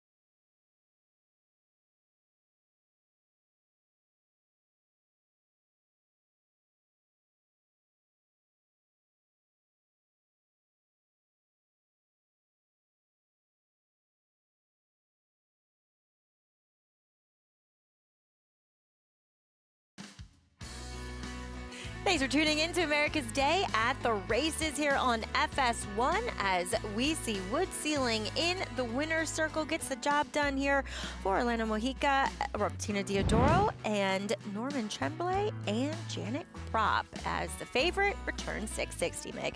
And just always looked like a winner. Was traveling, was well into the bridle, like you said, got that class relief and turned back in distance. And Orlando Mojica going to work on 4,000 career victories. As Money Shot at 7-1 gets the exacta honors, and the other favorite, Brownstone, settles for third. As back at Oaklawn, they are hitting the track for their feature, the Oaklawn Sports Overnight Stakes. Mile and a 16th on the main track, and this is one of those restricted races for fillies. Meg, what does that kind of mean when it comes to conditions? Well, this one is for horses that have not won a sweepstakes or a graded sweepstakes. Other than state breds. Other than state breds. So you're basically taking out anybody that is already accomplished as a graded stakes type horse, giving them an opportunity to start their campaign without having going to the bottom of the well. And these are straight 4-year-olds. Most of them aren't technically actually 4 yet, but as the calendar goes to 1-1, all the horses celebrate a birthday. So, yeah, happy birthday to all the horses out there as we'll kick off a post parade here with Allie Highs, who is the longest shot on the board here, coming in for Adam Kitchingman. And, just cut below most of these. Feels like it. It just feels like she's going to have to take a step forward, but she does have a race over the track, so that recency is there. Sets her up nicely as NYRA Zuri for Mark Cassie. Her race 3 back going a mile and an eighth gives her a shot. It does, and she comes off a good sprint where she won over the Oaklawn Park strip, and Mark Cassie's gotten off to a very fast start. There's Joel Rosario and Serafia. Never count Joel Rosario and Steve Asmussen out when they're teaming up, but this another one feels like she's going to have to get a little faster. Yeah, I remember liking her at Oaklawn last year. Looks like she's done well as number 5. Take Charge Omaha comes in here for Matt Sims. And comes off a big effort at Churchill Downs, biggest figure she's ever got. Doesn't she feel like she's the one that's been a work in progress and maybe is just getting better? I could not agree with you more. As Lemon Zest, they have high aspirations for this Godolphin filly. Drops out of the Grade 2 Mother Goose, where she was third to fully subscribe. Flavian Pratt thought enough to go to Oaklawn to ride this one filly there today. I think that speaks volumes. Absolutely. Is down to the wire when it comes to Eclipse voters between him and Arad Ortiz Jr. for outstanding jockeys. We head to Megan, who's standing by with Matt Sims and his thoughts on Take Charge Omaha.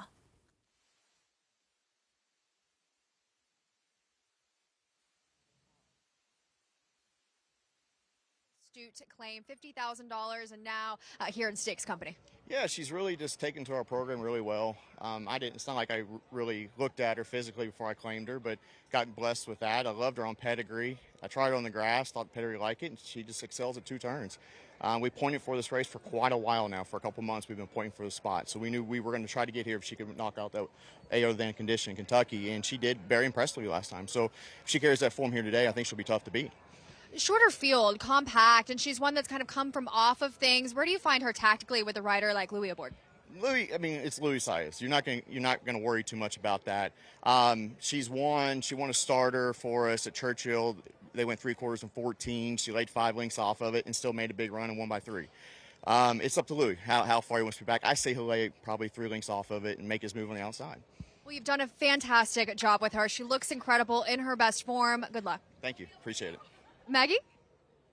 Great stuff there, Megan. As Take Charge Omaha, she's one of those horses that you often talk about when they're mean and they just want it more. When she broke from the gate last time out, her ears were flat back, and and then down the lane, she just motored by them. Doesn't that feel like with a lot of good horses, that's part and parcel? They have that attitude. That's part of what makes them good. Now, check it out here. She did sit an excellent trip up until this point behind the leader, sat the pocket, tipped out here by Mario Gutierrez, and all he does is get her on the straight here, taps her a few times left-handed. She kicks on.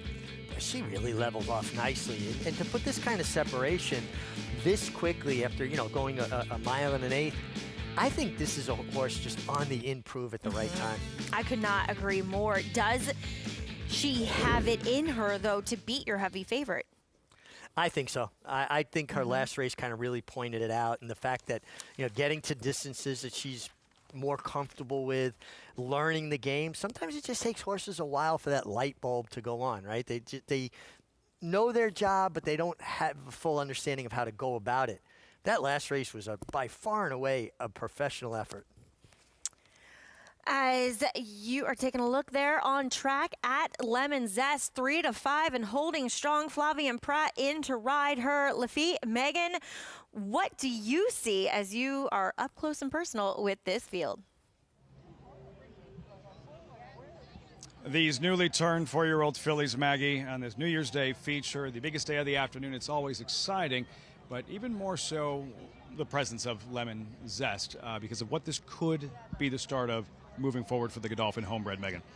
She's a classy lady. That's what she exudes when you're in front of her physically. She's just gorgeous, athletic, beautifully put together, great mover.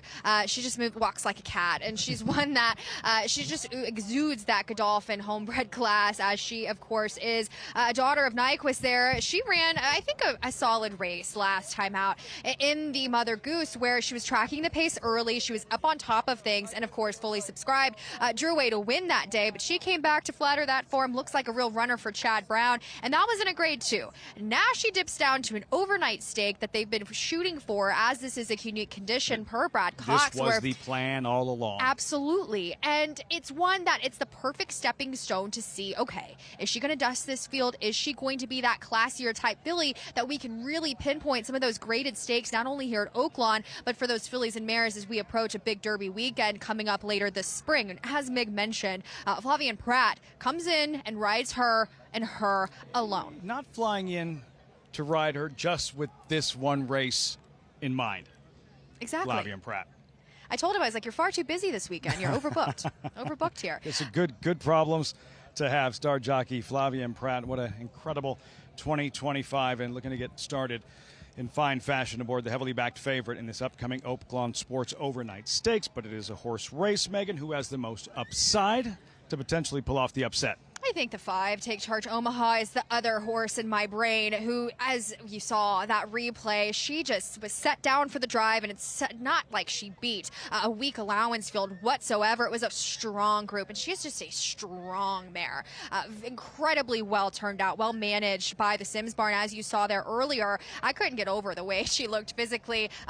And not only are these two, the 5 and the 6, to me on paper, the horses to beat, but they just matched up in every single step physically as well. And 2 back at Keeneland, she's a tracking type. She kind of comes from off the pace. She's not going to be, I don't find, too far off of it, as Luis Saez is not going to have her. And as far as his compact group is concerned, he's not going to have her too far off things whatsoever. But I just find, especially at that 2 back loss there at Keeneland, she was just against the dynamics. Couldn't quite catch those in front of her that day, but came back with that impressive victory last time out. I loved everything about her, but I couldn't quite get over your favorite physically. She's just that classic 2-turn type with speed, drawing well to the outside. I don't think Matt Sims is too intimidated, though, by Lemon Zest. Not necessarily what he said, but how he said it sounded awfully confident about her chances in Take Charge Omaha. As we look here at NYRA Zuri with Christian Torres aboard, what do you make of her chances? She's one that has been in against lesser foes, those starter allowance races. We'll take a look there of her back on the 20th. So quicker turnaround where she got a pretty solid pace that day sprinting. Now she gets back around 2 turns, and she's one that was set down and drew off beautifully here off that quick rest. She really is a filly that when going to the Cassie barn and seeing her train, seeing her in the flash, getting to know her more, she's on the muscle. She is a filly with energy. Her exercise rider, Autumn Lavater, is one that she's kind of very frisky, very fresh on track throughout this week. So I think she's sitting on a solid effort. She is right there on par with the Beyer speed figures of the 2 to her outside. So I think she's one with upside there, but she does get into some deeper class waters. Yeah, dismiss anything from trainer Mark Cassie's stable at your own risk, batting a cool 500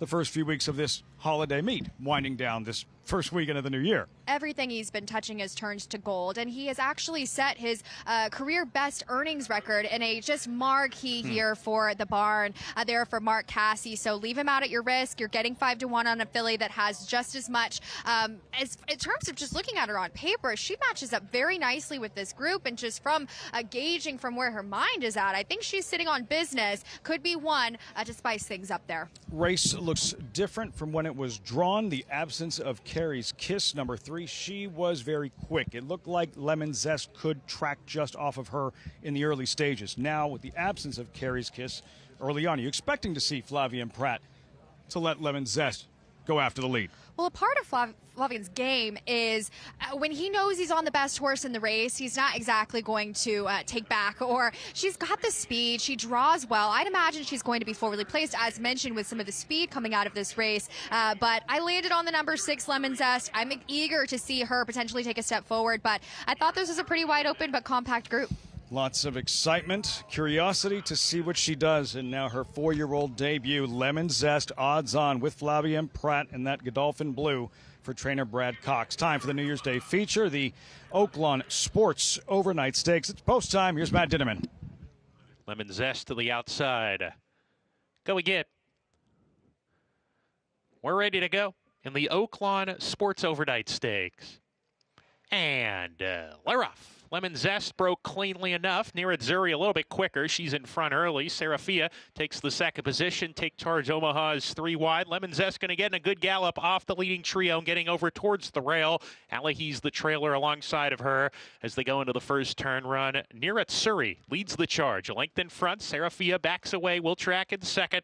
And Take Charge Omaha runs in third. 3 off the lead. Happy to track in that third spot. Gap of 4 to Lemon Zest, who's off the pace. Alahi's alongside. So the longest shot in the race and the favorite are at the back of the field together. The pace is not fast. NYRA Zuri went 24 seconds flat that opening quarter mile. Leads by a length and 3/4. Serafia on restraint now second, right on the tail of the leader. In third is Take Charge Omaha. Still happy in that third spot. Gap of 3. Lemon Zest and Alahi's as they go towards the half-mile pole. NYRA Zuri approaching the turn, opening up the lead to 2. She's sneaking away just a little bit. Serafia nickeled along from second. Take Charge Omaha still third, showing more rain, and Lemon Zest is getting to the rail now and is being asked for more by Flavien Prat as they round the far turn. NYRA Zuri giving the others something to think about here. She's opened up 2, and Christian Torres is riding this one with a lot of confidence here. Serafia shaken up in second. Take Charge Omaha. The whip is out on her, and Lemon Zest is 4th right now, saving ground coming off the turn. They all have to catch NYRA Zuri,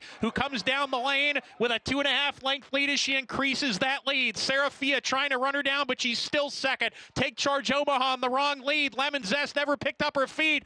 NYRA Zuri is going to steal the Oaklawn Sports Overnight. She got a clear lead, and the others paid for it.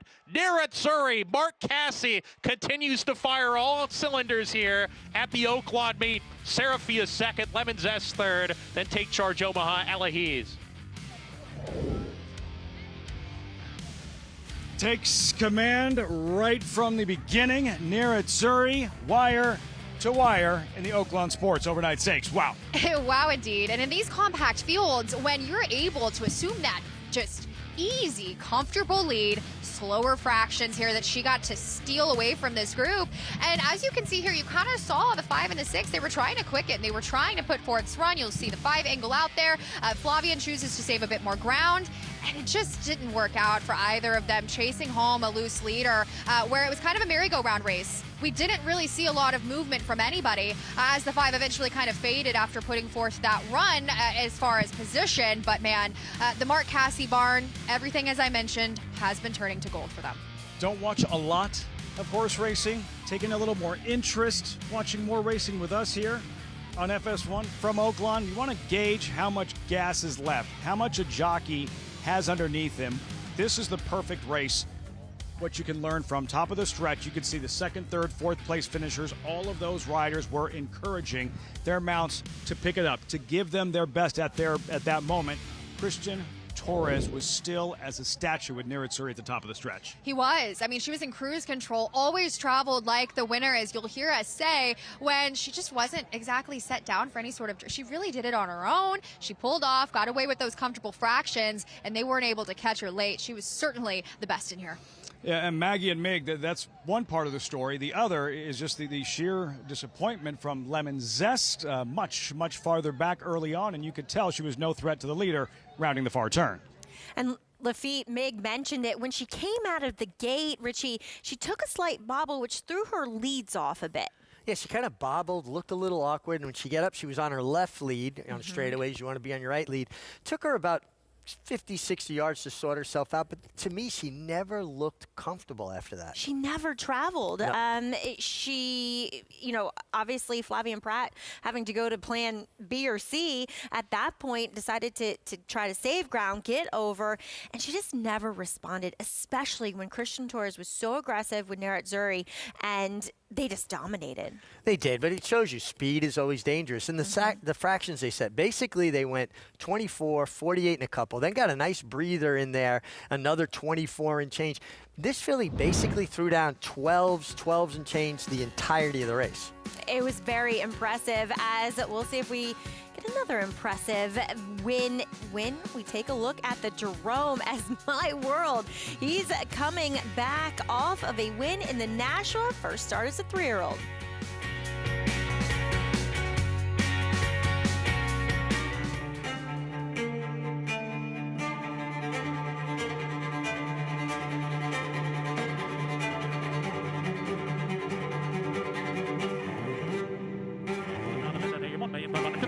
$1,600,000 $1,600,000 bid now $650,000 $1,650,000 anybody else want $650,000 bid today $1,650,000 thank you. You bet with NYRA Bets. Bet any track, anywhere, anytime. Download the NYRA Bets app to play today and get a $200 deposit bonus. Watch live horse racing, get expert picks, boost your bankroll with weekly promotions, and hone your handicapping skills with exclusive tips and tutorials. Download the NYRA Bets app now. Sign up now to claim your $200 deposit match bonus. You bet with NYRA Bets.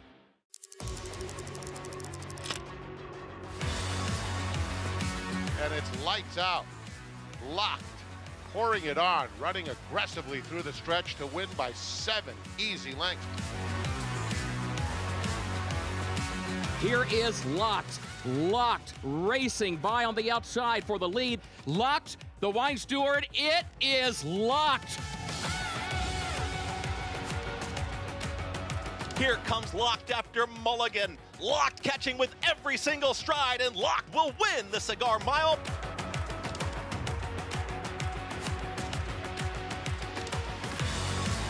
It's all about Locked, dominating the big cap, cruising home to an effortless 8-length romp.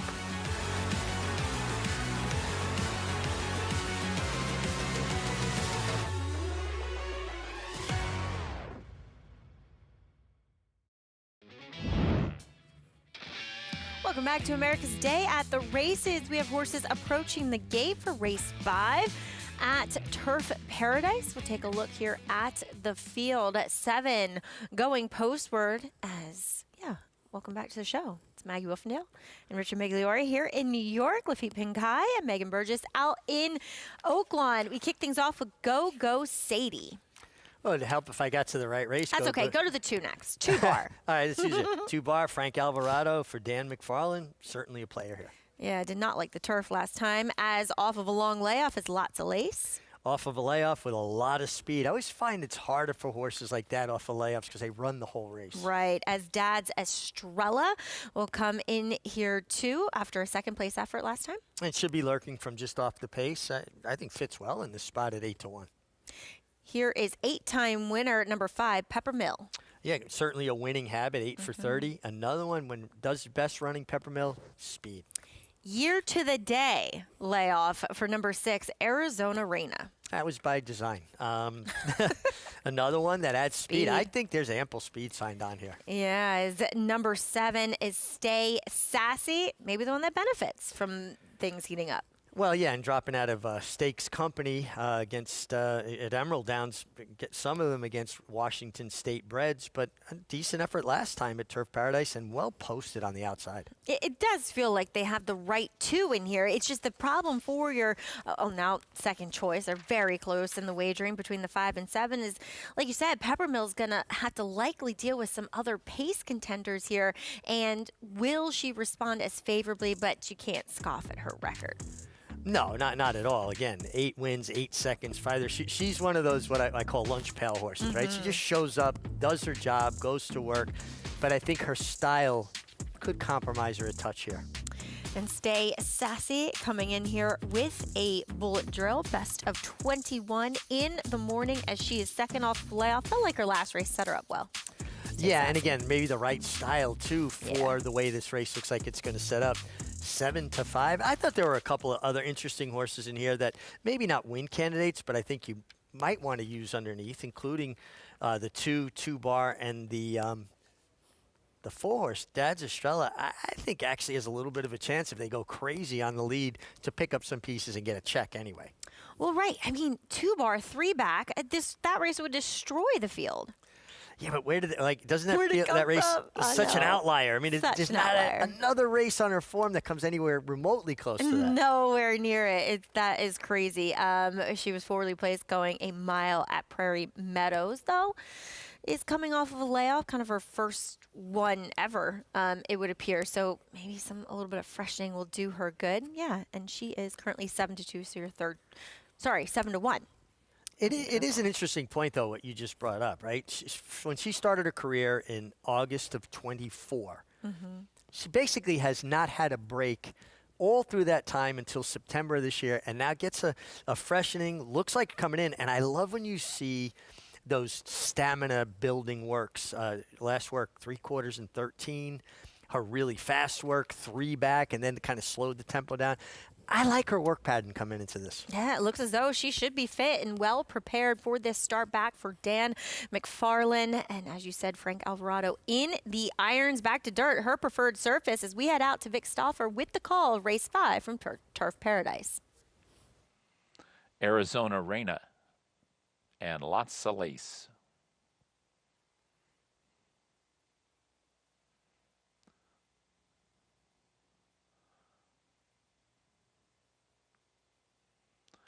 The last horse to load is Stay Sassy.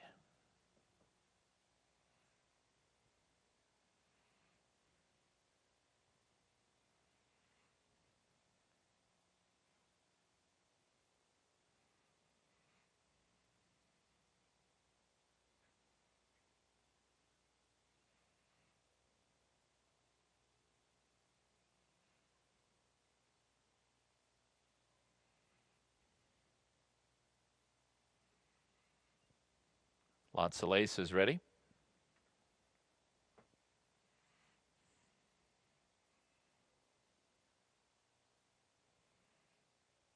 Here comes Stay Sassy.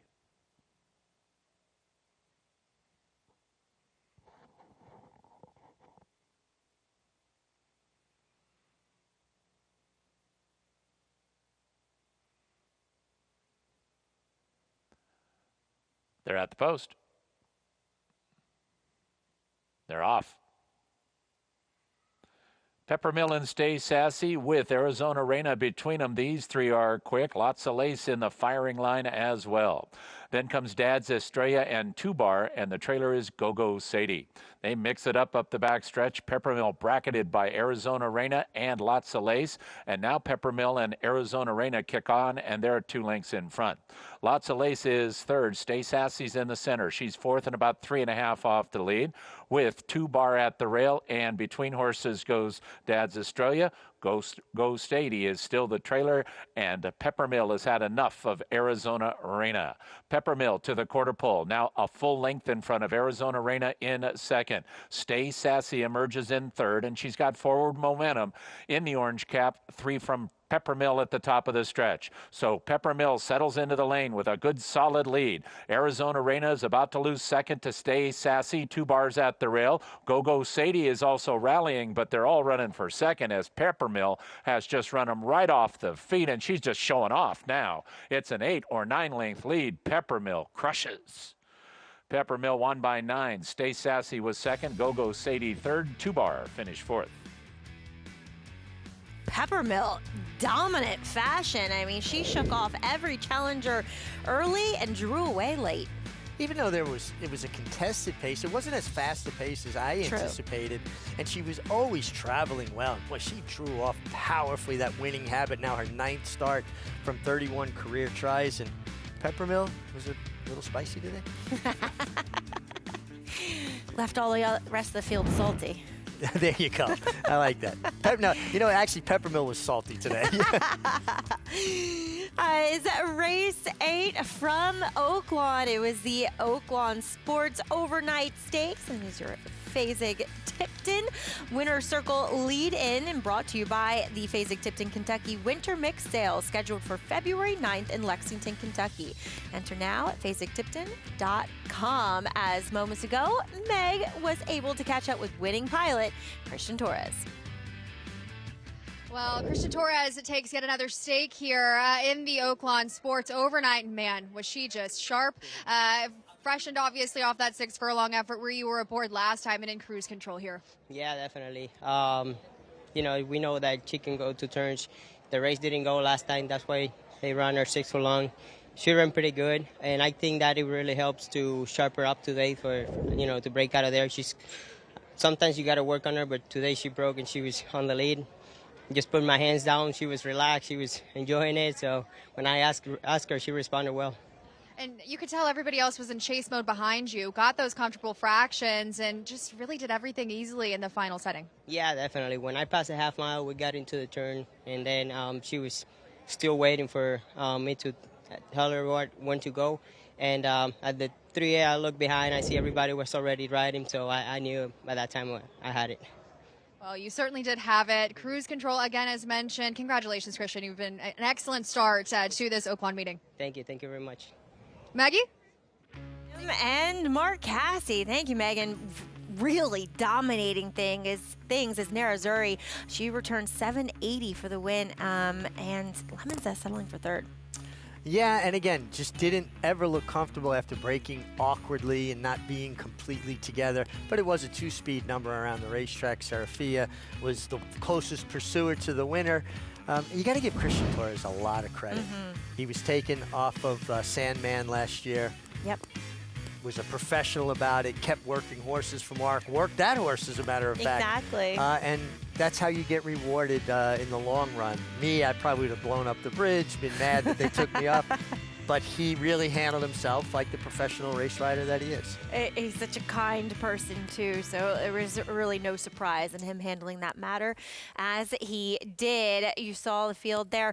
Race number 9 coming up at Oaklawn Park, but this Saturday here at the Big A feels like, as of now, our usual start to the Kentucky Derby begins with the Jerome Stakes here in New York, and likely a short field as Milata did run 2 days ago. But let's check out My World in here, Richie. He's one that trainer Brad Cox has said it's taken a little while for him to mature, especially mentally.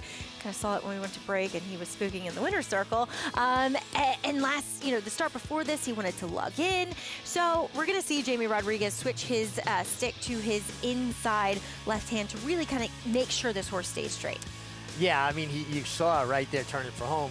And I don't think it's that he wants to lug in as much as he wants to lay on other horses. Correct. Because as soon as that inside horse fell away, he wanted to go out to the outside horse, right? So maybe he's just kind of a tough colt, the son of essential quality, who Brad Cox is very familiar with. Right.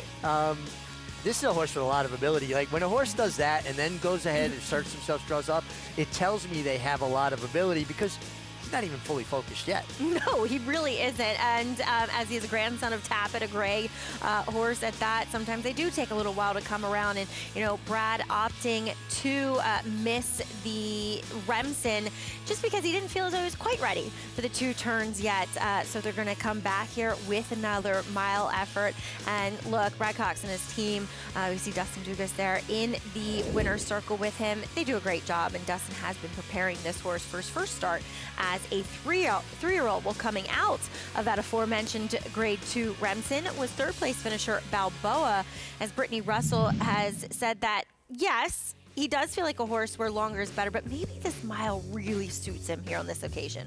Yeah, I mean, I can understand, feeling that way, that long would be better, but I thought he had every opportunity, and I thought he flattened a little bit going to mile and eighth. Now, what you see in December of a 2-year-old year, you might not see, come January, February, March, April, May of a 3-year-old year. I do think he's going to appreciate turning back to the 1-turn mile. Yes, as we see him there in those all cumin colors. Just comes up a little bit late. They're behind 2 very talented horses in Palladian and Renegade, but it all starts here with the Jerome as far as these newly turned 3-year-olds are concerned. Then we go to the Withers at 2 turns, back to a mile at with the Gotham, and then our usual historical prep for the Kentucky Derby, the Wood Memorial. I always miss the old series of races in New York where you started in the Swift at 6, the Bayshore at 7, the Gotham at a mile, and then the Wood Memorial at a mile and eighth. But they were all spotted 2 weeks apart. That's when horses ran more often. Wow. And now you see we're starting our 3-year-old preps earlier because they want more time between their races. And I'm not crazy about the bouncing back and forth. I agree. And, not only is it kind of disjointed in a way, but it doesn't allow for any rivalries to kind of, materialize because you're not building horses up to get to that mile and an eighth or eventually a mile and a quarter. They're just kind of coming from all different directions and, they're not running together. Well, there's not the continuity that we once had where we're building up to that mile and a quarter of the Kentucky Derby. So the horses that maybe will prefer the mile and an eighth are probably going to skip the mile ones. The ones that maybe don't want the mile and an eighth are going to, so again, like you're saying, we're not going to have them competing on the racetrack in a consistent fashion. Yes, well, the Jerome is coming up this Saturday. Looking forward to it, no matter what. As horses are hitting the track for the 9th race over there at Hot Springs. But that guy, he's white hot. His name is Mark Cassie. He just took the Oaklawn Sports Overnight Stakes, and he's looking to add to the tally. More to come on America's Day at the Races.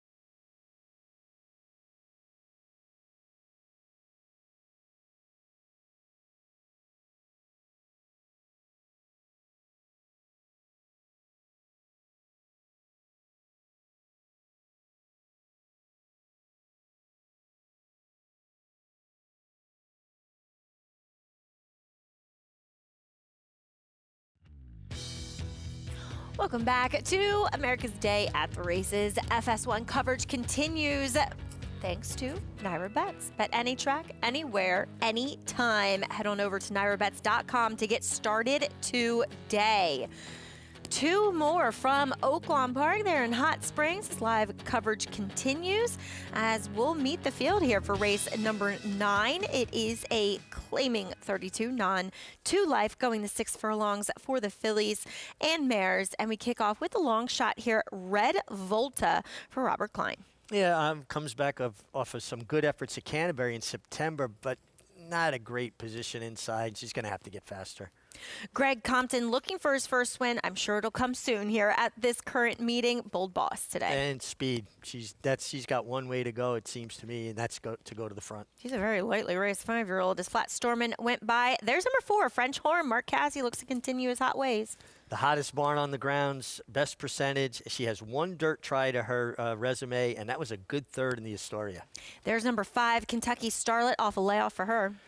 Yeah, another one. Took her a while to break her maiden. Can she come right back against winners, albeit dropping in for a tag? Drop down and back to the dirt for Army Nurse. If you put a line through that synthetic race, suddenly she's looking a lot stronger on paper. Yes, she is. As number 7, Cold as Ice, first off the claim for John Horan. Going to have to get faster. We just haven't seen her race fast enough to win here. I low-key love the name on Misty Muppet. Misty Muppet takes the blinkers off. She doesn't have much speed, but I think there's good speed signed on here. Here is your favorite 9 to 5. She called Face Foie Gras, who would come back and win a stakes in her next start, the Oaklawn Anywhere Stakes. Yeah, just getting that class relief, dropping down for Alex and Joanne Leblong. Let's go. J-Lo went by. Here's number 11 to round things out, Chica Arma. Another one coming off of a layoff and dropping in, but she has run as low as 15 in the past. Not a great draw. I don't. It's funny. Some people say, well, sometimes Mig likes outside posts. Sometimes he likes inside posts. 6 furlongs with an extreme outside post. You either got to clear or you're going to get hung wide, and she's not fast enough to clear, so I just don't like the post either. All right, 9 to 5 on that filly there for Dave Fox, maker a mare, as she gets a drop in class, and we head on out to trackside at Oaklawn with Lafitte and Megan. And Maggie, and we are looking at the current favorite, 9 to 5 here for, what's her name? Her name is She Called. Strength of schedule here, I suppose, Megan, when, yeah, that second place finish to Foie Gras looks a lot better right now than it did a couple days ago. It did. Now on the precipitous drop in class, we saw a class dropper in Philly Crystal take one earlier in the card, but I have my qualms with her. I'm not so certain I want to accept 9 to 5. I mean, looking at the morning line, taking a significant money off of that 12 to 1. She's fit. She's one that's been racing along and against tougher allowance foes, as mentioned, and she does have some speed. There's some other speed in this race. I thought this race had a good amount of it. She does draw well. I think the kind of draws outside of some of those other speeds and hopefully being able to trip out that away, but I'm just not so sold on her. She could easily beat this group. I just have an issue with her here. She's incredibly well turned out. She's well meant. Looking at her body of work, she's just been so well beaten in her starts. Hasn't just done a lot of running as of late. So I'm kind of eerie, Lafitte, to accept an overly short price on her, but I understand the class drop. Finishing behind Foie Gras, handicappers zeroing in 8 to 5 morning line. 12 to 1, She Called. Megan, you wound up with Army Nurse number 6 at 7 to 1. Yeah, I went between the 6 and the 4 in this group, kind of taking a shot against the favorite. But the number 6, Army Nurse, incredibly lightly raced, just the 3 starts to her resume, 1 for 3 there, showing that speed for the Gennaro Garcia barn, who is closing in on 1,000 North American career victories. So that's hopefully ahead of him this meet. But she's very well turned out. She's got an engine on her. I honestly think she's got some size and some scope to her a little bit there, as she is by Army Mule, and I'm just a sucker for these Army Mule types, particularly sprinting. She's just one that does have to get to the Oaklawn Park Oval for the very first time. Doesn't have a work here either, so it'll be interesting to see how she takes to the surface, but she's been working well. They tried that all-weather attempt last time out. I would just put a line through that race. I think she's where she's meant to be in terms of this group, and she's got upside right there with figures, I find, especially looking at some of the figures that your 9 to 5 favorite has run. She's right there, comparable. French Horn, Christian Torres just took down the New Year's Day feature moments ago. Looking to go back-to-back with French Horn. Yeah, she's been on all weather up in Canada. She is a Canadian bred, so kind of taking some opportunities up there. And as Mig mentioned, she's got a solid dirt race in Stakes Company. That was all the way back in 2024. A daughter of Complexity who incredibly fit, incredibly well meant, second off the sharpening there last time out off the 6 furlong effort at Woodbine where she needed the race that day.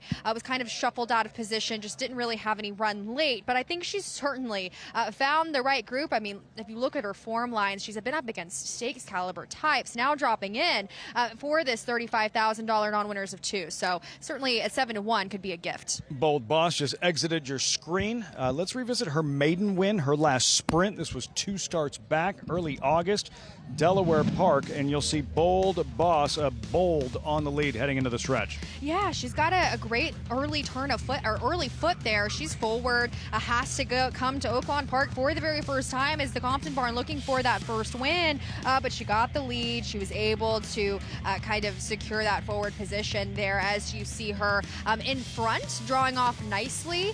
That was an off-the-turf race where I found she just didn't beat. There wasn't a whole lot behind her in this race. And while she is dropping in class here, I still find it to be one that she makes sense on terms of figures and facts, but I would like to see her get a start off of the layoff. Bold Boss, Ramon Vasquez looking for a 4th win on the afternoon. But the favorite, number 9, She Called. 6-5 at post time. Matt Dinnerman with the call. Race 9 from Oaklawn live on FS1. Post. Here's Let's Go J-Lo. Into the outside post, Chica Arma. Chica Arma rounds out the field of 11. We're ready to go. And Lyra.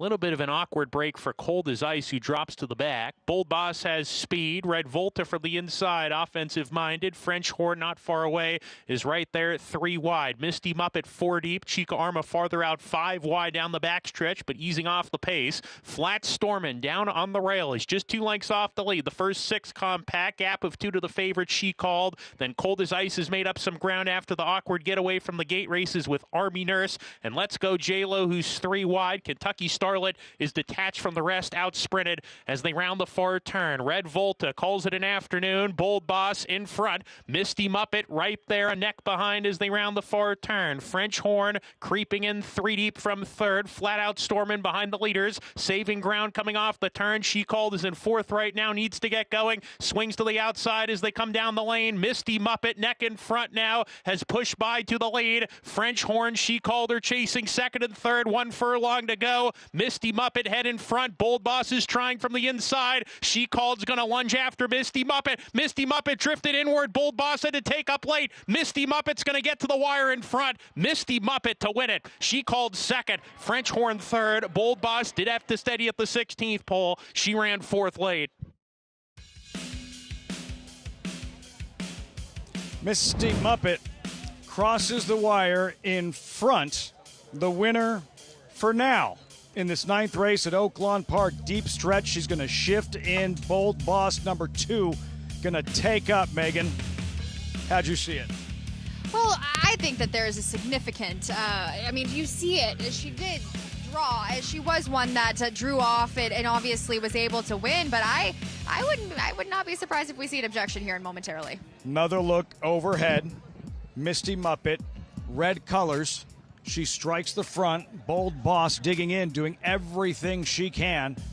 And right towards the wire, Misty Muppet shifts in. And you'll see Bold Boss take up, looking to avoid clipping heels, is Ramon Vasquez. Yeah, took up, and right there you see it, it's overt. I think there will certainly, we'll watch for the updates here, but that was pretty significant there. Richie, how'd you see it? I would not take this number down every day of the week and twice on Sunday. I feel like, yes, the winner, Misty Muppet, did shift ground, never took all that space, and I really do think that Ramon Vasquez was trying to sell it.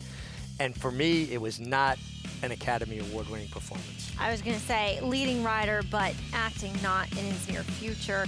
As we'll take a look here at the drone shot again. Green colors in front at the moment. Red colors are going to go on by here. Does he take his path at all? Well, he Is came out to hurting? the winner first, right? Right. Now he comes back down. But you see, there's always space between him and the red. He's got room to work with. He made a decision, okay, I'm going to steady over shields because he was beat at that point. To me, now the stewards may look at it and say, well, he was narrowly beaten for third. It cost him a placing. To me, this was not a foul. He leaned on him, and it was an overreaction. And Misty Muppet, ridden by, oh my gosh, the first name is escaping me. I don't have it right on me, but Mr. Espinoza. Do you think because Ramon, might be a little bit more of a well-known commodity in the room, that he might be able to plead his case a little bit more? Well, especially, he knows it's Asael Espinoza, by the way. But, yeah, and listen, it was obvious that he had that on his mind. I'm going to check now. But he was defeated at that point, and he may have cost himself third. I don't think he needed a check. Okay. I think if he had just floated, he still had room to work with to his inside. And most of the time, after you've come out to a horse, you've race rode him, you've taken your best shot. When that horse floats you back down, it's almost like a professional courtesy. Okay, I came out to you, I floated, I'll float back with you now. I'm defeated at this point. Right. That isn't the case. Now, again, the stewards may see it different than me and say that, they agree with you. Yeah. And that one, the first time I watched it, I said, man, that was a little bit overreacting there. Yes. Or overacting, if you would. Yes. As Misty Muppet first off the claim for Peter Miller, automatically takes the blinkers off and claimed out of a race at Churchill. As Megan said, the Churchill form holding up nicely at Oaklawn. Back over at Turf Paradise, we have horses on the track for race number 6. And we see an even money shot in here with the 6, Big Stetson, as this is a maiden 8,500 going the 5 furlongs. Big Stetson, though, Meg, will it be lucky number 12 for him to break through as a 6-year-old? I always have a hard time taking horses at short prices that have had that many opportunities, particularly, he is dropping down. I guess that's what everybody's going to lean on. As you met Lord Anthem and Seven Sam, there's Booming Bernardo. Well, he's 0 for 26, so he's making your favorite look like a bargain at 0 for 12 or 0 for 11.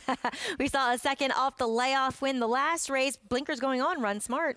And taking the drop in class and improved from the first or second. I thought that horse was interesting. A little hot there on track is number 5, Smile Don't Wink. The races at Oaklawn Turf Paradise left a lot to be desired, and not much better at Emerald. 6 looking fine on the track. Is Big Stetson your favorite? And taking that big drop in class, I guess that's what everybody's leading on. Full makeover off the layoff. Pleasant Boss, who tried winners in his first start. He ran an allowance race. He's a maiden. Now he's in for 10. Blinkers on. First time gelding. Lasix. That is a complete makeover. Mom says it went by first off the claim for Michael Pierce. There is bye-bye retirement. Yeah, that's what I said. I retired from riding, and then I started working here. Bye-bye retirement. Not quite as bad as Big Stetson's record, or I should say worse than Big Stetson's record is number 10. I'm gonna not win.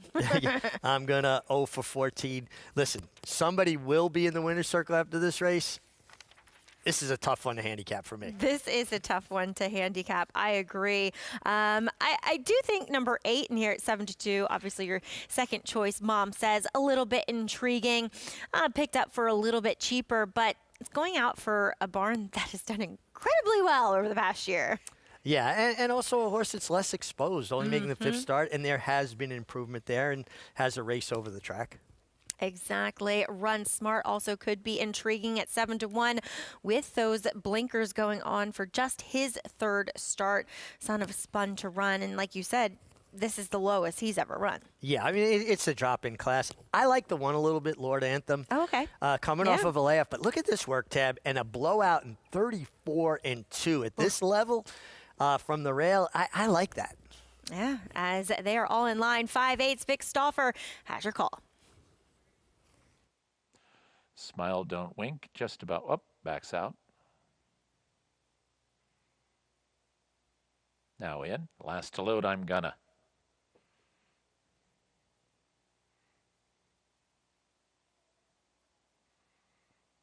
They're at the post.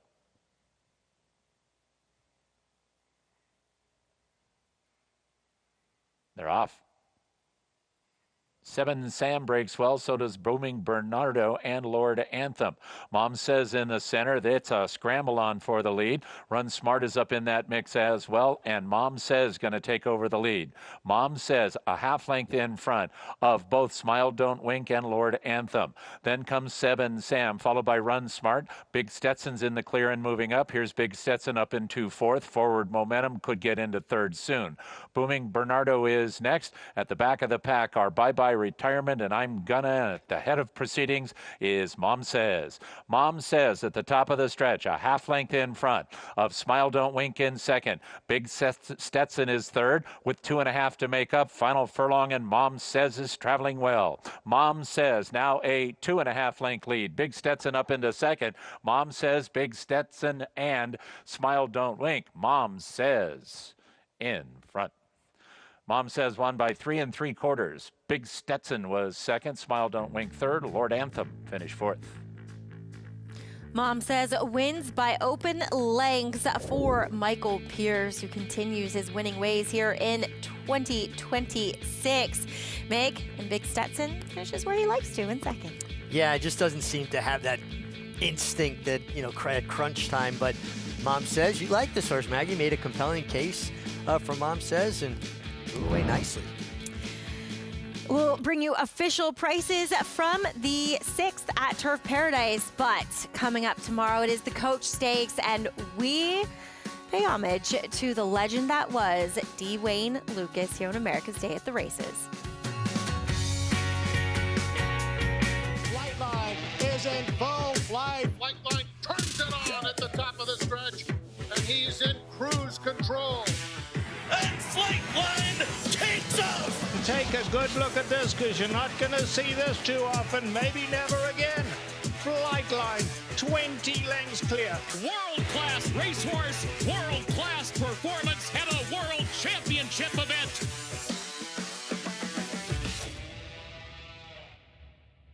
This holiday season, give the gift of racing with NYRA Bets gift cards. Share your passion with friends and family or instantly fund your own account.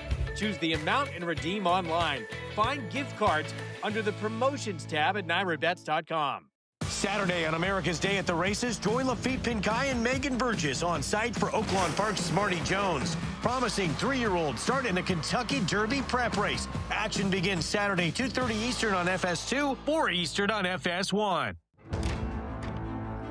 Some horses are remembered, other horses are passed down like an heirloom. He's the kind of horse that lives in stories, each better than the one before, hardened like a diamond and equally brilliant.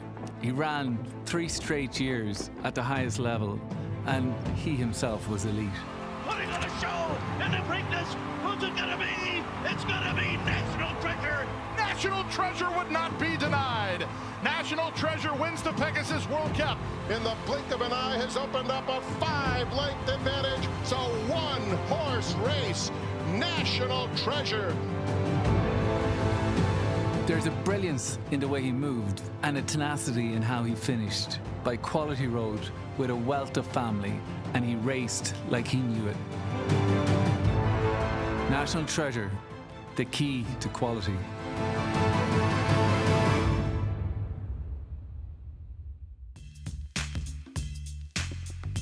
Welcome back to America's Day at the Races here on FS1, as we are proudly brought to you by America's Best Racing.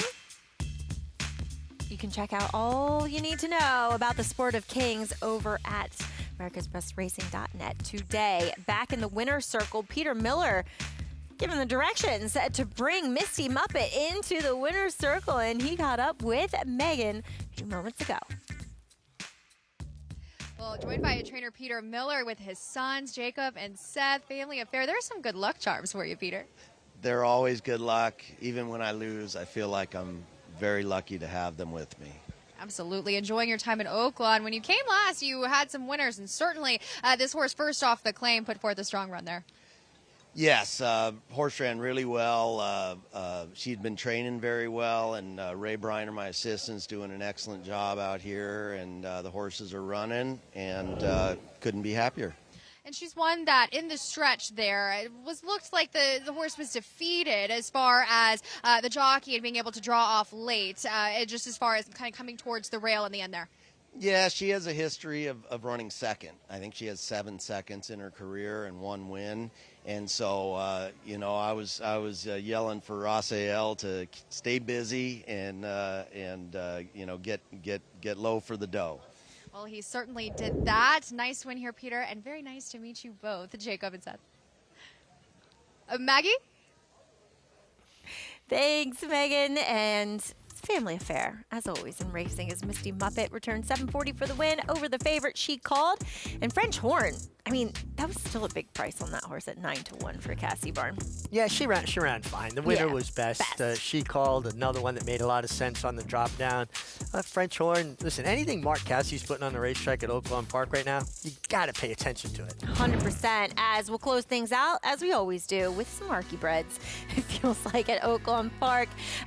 Field of 10 going postward and looking for their first win. Some limited form, so some guesswork to be done. But coming up on tomorrow's card, race number 8 will be the Coach Stakes. And Meg, I know we lost Dwayne Lucas this past year, but there's no doubt that his legacy lives on in racing. Just what he did to change the sport as we know it.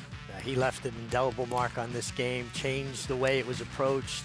Always had the best ponies, too. I rode that one. Did you ride that one? That's Boomer. He's awesome. He's the old man. He was fantastic. But anytime you saw him mounted up like that, I mean, he would have to walk with a cane and was still getting on his pony every day. And I feel so blessed, so privileged, Maggie, that I had the opportunity last winter to spend a lot of time with Wayne. I never considered us friends. I had ridden for him. We knew each other. We struck up a real friendship. And the conversations we had, obviously about horses, but also about being grandparents, life, just his wisdom, his intellect, his warmth. I spent a lot of mornings in his tack room. And even I learned things about him. He learned things about me. Breaking horses. He would go buy Mustangs with Clyde Rice, Linda Rice's father. And they would break them, train them, sell them at a profit. And I had broken horses as well. A lot of people think, well, Mig's from New York, the city. I went through the whole process, and I learned how to do all of that. And him and I talking about that, and one day he laughed. He looked at me. He said, "Yeah, I didn't know you were a cowboy, Mig." And I just really feel blessed that I had that time with him last winter. It's amazing how people soften as they get older, as more family and more love surrounds them. And I think that's what we saw with Wayne, because he was a fearsome competitor back in the day, obviously leading to all that success that you saw on screen. As Lafitte and Megan, no doubt, we are looking forward to the inaugural Coach Stakes at Hot Springs tomorrow. It's going to be emotional. It'll be sentimental. Guys, the Coach Stakes, it's not a grade 1 event. It's not a prep en route to the Kentucky Derby like the Smarty Jones on Saturday, Megan, but for those competing and for whomever wins, it's going to mean a lot. Means the world, as everybody looked to Dwayne as just a titan of this business, and learning so much from him over the years. Any top horseman you'll meet here, Dallas Stewart, a part of that training tree, Steve Asmussen, who we'll discuss, his runner. Everybody just has a modicum of respect. So I love that they were able to find one of these overnight stakes, be able to really honor him in this way, and I'm so excited. As Maggie mentioned, he was just kind of that softer type Dwayne when I met him, and that version of him. So I was very grateful for being able to meet him earlier in the year before he passed, and it's going to be emotional here at Oaklawn tomorrow. The feature tomorrow afternoon, we'll have it for you right here on America's Day at the Races. Take a look at the field for the Coach. It's older horses traveling a mile and a 16th. 6 strong. Tap into this 8-5 morning line favorite, Joel Rosario, to ride. This was 2 starts back.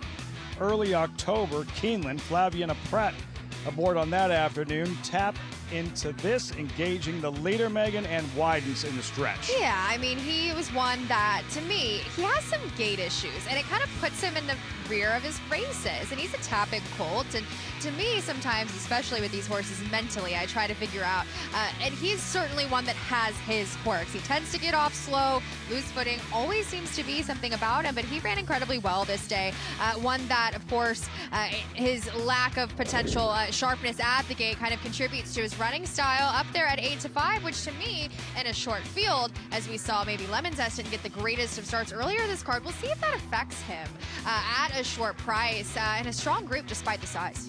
Your thoughts on Zero Sugar here, who is the second choice in the wagering that's in tomorrow's coach, Maggie and Mig, the Friday feature here at Oaklawn Park. Thanks, Lafitte. And yeah, Zero Sugar. Sippy Contreras will send this one out off of a second place effort there at Zia Park. And, you know, maybe just kind of needed to start to get going again.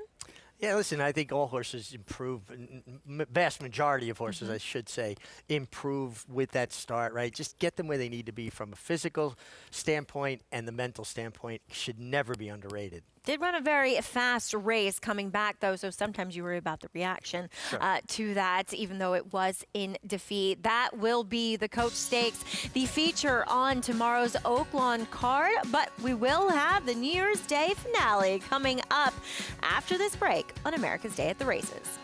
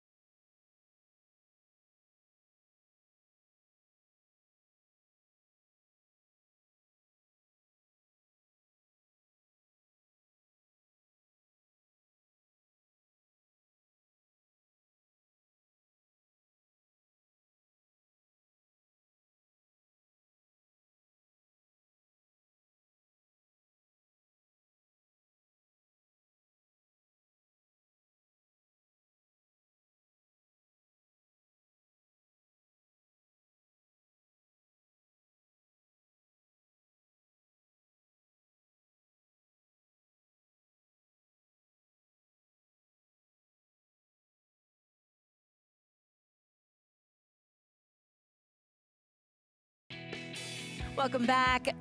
Lovely overview of the meticulous hedge there, carved out to be Oaklawn. It's America's Day at the Races, live coverage, and the finale coming up next here. It's race number 10.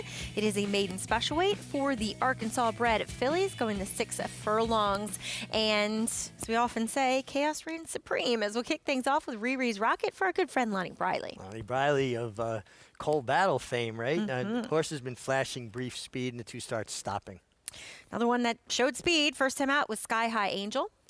Yeah, and also did stop there, but a little bit better than the one. Royal B tried turf in her first start. Deliver Dawn is a big long shot. Does get Lasix, though. Does get Lasix, is going to have to turn around in a big way, but only one start. Long layoff for Best of Max. And that was a decent effort at Prairie Meadows. Long layoff comes in against Arkansas Breds. What a pedigree for your favorite, JJ's True Bet. I couldn't get past this horse. The third on turf, but a half to Dean delivers a winner of $850,000 and a stakes winner on dirt. Great stakes winner, too. Yep. Moneta is number 7. Nice effort on debut back in May in the slot, but took money that day, so obviously he was working well. Taking money is number 8, Like a Diamond. Did run for maiden claiming tag, but it was a nice, useful effort and could build on it. Number 9, Long Shot, is Close Dat Gate. Just going to have to run faster than we've seen previous. And Kava looking for her first win as a 5-year-old. Yeah, and then 0 for 15 at this point. Another one that would be a bit of a surprise for me. That is your field for the 10th race at Oaklawn Park, and we head out for the final time to Lafitte and Megan.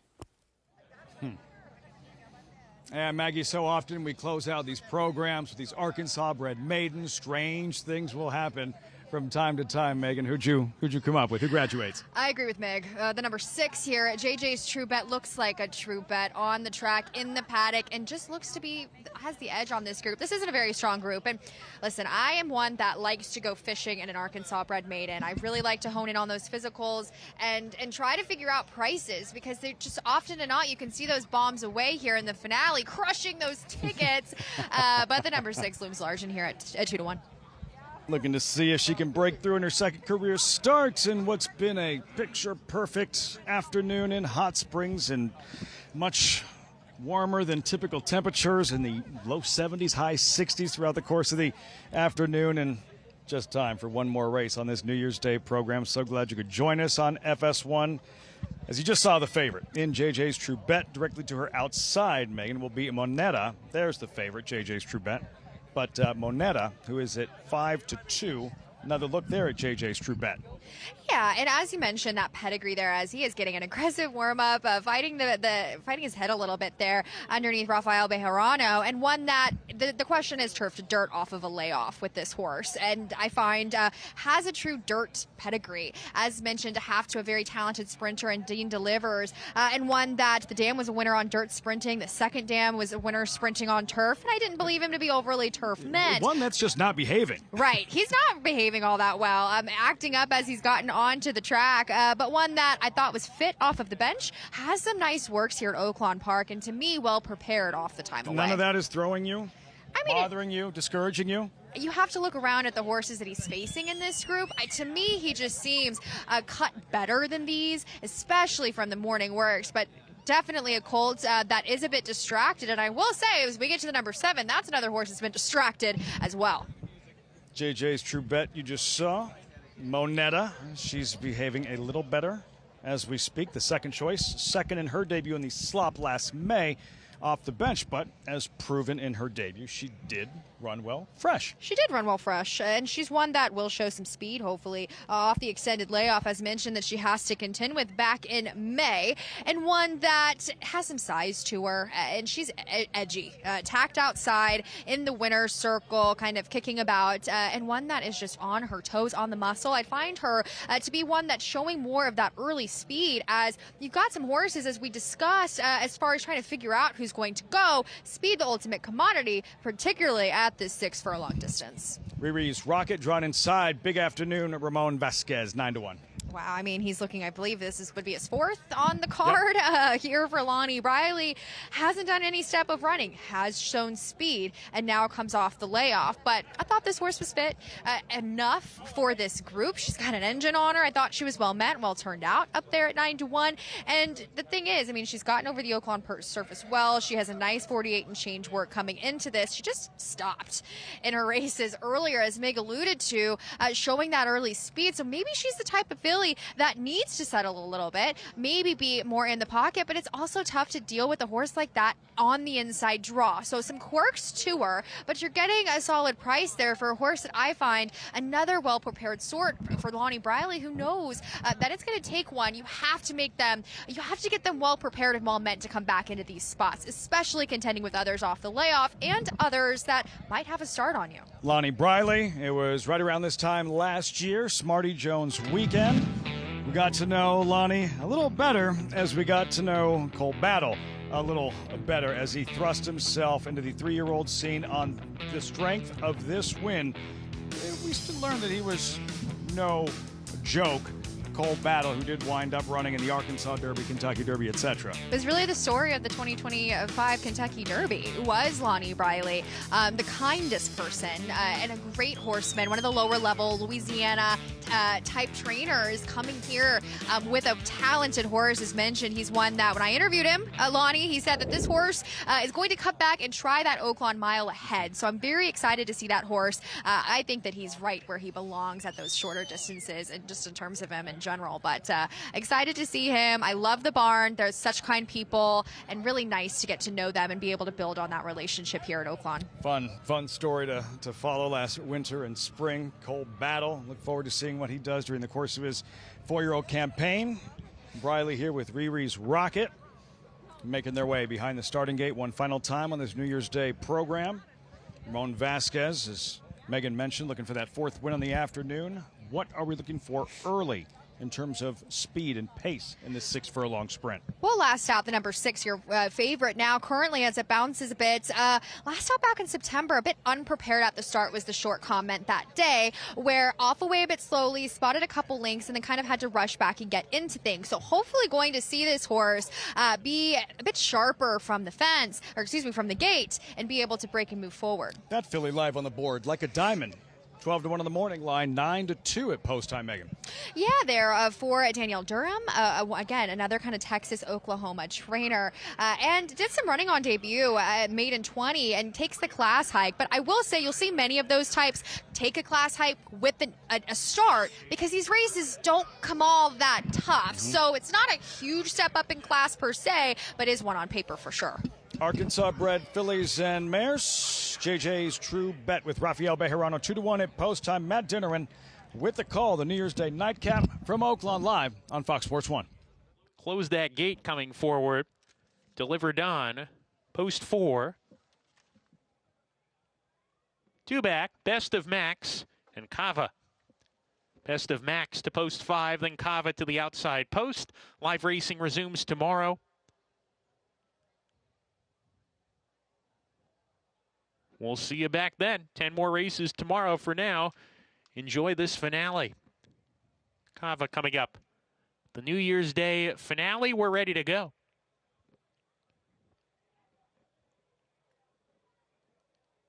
And Laroff in the finale. JJ's True Bet away alertly, strides in front. Riri's Rocket moving forward from the inside, snatches the lead away. JJ's True Bet will take a hold second. Like a Diamond third on the outside. Moneta inside of her. Sky High Angel down on the fence. A gap of 5 back to Best of Max. She's in midfield with Delivered On to the inside. Royal Bee stays on the rail. Close that gate is second to last, and Kava well out of it as they go into the far turn. Pretty strung out group. Riri's Rocket leads the way. JJ's True Bet right behind a half length back, getting closer without being asked. And these two are together now like a diamond. Sent along a little bit, 3 wide. Sky High Angel staying on the rail, is now tipping outside as I say that. Just got a tap on the shoulder. Moneta has lost position while in an all-out drive, and Royal Bee passes her, but still has 7 lengths to gain. JJ's True Bet at the top of the lane leads like a diamond right behind in chase mode now. JJ's True Bet, 1 furlong to go. Opens up the lead to 2 now. Like a diamond still trying. She's behind though. JJ's True Bet, 1/16 to go. Clear by 2.5, getting to the center of the track, and she's got it. JJ's True Bet. If you bet this one, you're going to collect. JJ's True Bet, the winner, a length and a half from Like a Diamond. Then Sky High Angel and Kavra from a mile behind rally to complete the superfecta in the nightcap on New Year's Day. You're at Oaklawn. No drama In this Arkansas bred maiden affair, the favorite delivers. JJ's True Bet, Megan. You got, 6-5 at post time. Seemed like a gift there for a moment as this horse just pulled away, ready off of the bench there, and just looked like much the best on paper, as we mentioned, with a strong pedigree behind this horse. And wow, that was impressive, and it was no bombs away here in this Arkansas bred finale. 6-8-2-10, unofficial order of finish, 10 up and 10 down here at Oaklawn Park. Megan, biggest takeaway from this New Year's Day program? Can't get over near Zuri there for Mark Cassie. The domination from the barn continues, and we'll see with 2 runners in the Smarty Jones on Saturday if they can continue that momentum. Right back to New York, Maggie, and we're right back at it tomorrow afternoon. Featured event, the inaugural running of the coach. Lafitte, Meg, great job as always out there at Hot Springs. Can't say I'm not jealous because of the warmer weather there, but Meg, I got to come inside and warm up with you, so it was lovely. It was great, and you and I very rarely get to be on the same desk. Usually, I'll fill in reporting, or we kind of pass in the hallways. Yeah, I'm still a little taken aback by Lafitte kind of bragging on the good weather there. It felt like he was rubbing it in. Just a little bit, but because he had to suffer last week here in New York, or suffer for a California boy. Yeah, absolutely. And listen, very, very happy, healthy New Year, and thank you all that tune in and support us and watch America's Day at the Races. And happy birthday to all of our wonderful thoroughbreds, our equine athletes that we celebrate every day here on this program. We had a great show today. Thanks for joining us as NYRA Zuri. She took down the Oaklawn Sports Overnight Stakes for Mark Cassie and Christian Torres. And as you heard Lafitte say, we will celebrate the legend, Dwayne Lucas, with the Coach Stakes tomorrow as Tap Into This. He's the morning line favorite and looking for a stakes victory for Steve Asmussen and the crew. That'll do it. Join us tomorrow, 3 to 6 here on America's Day at the Races. Oaklawn Hot Springs is here for when you need to break away, when you want to reward yourself, when you deserve to indulge, when you want to be close to the action. It's all here. So what are you waiting for? Live racing starts December 12th. So plan your stay at Oaklawn Hot Springs. And come join the fun. New York breds. Race them. Respect them. Bet them. Respect them. Breed them. Respect them. Buy them. Respect them. Train them for a second career. Respect them. Join us in respecting thoroughbreds at every stage of life. Learn more at nybreds.com.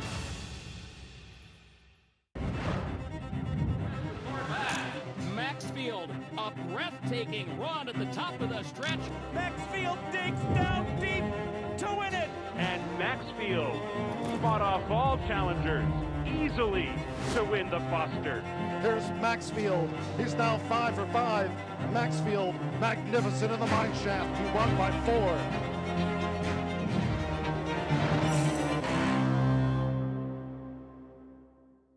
Racetrack Television Network brings you every race, from every track, on every screen, every day. With monthly packages starting as low as $5, RTN gives you great value and access to more live HD streaming and race replays than anyone. Visit RTN.tv today to sign up and watch on almost any device, including Roku and Amazon Fire. RTN has packages that start at $5 per month.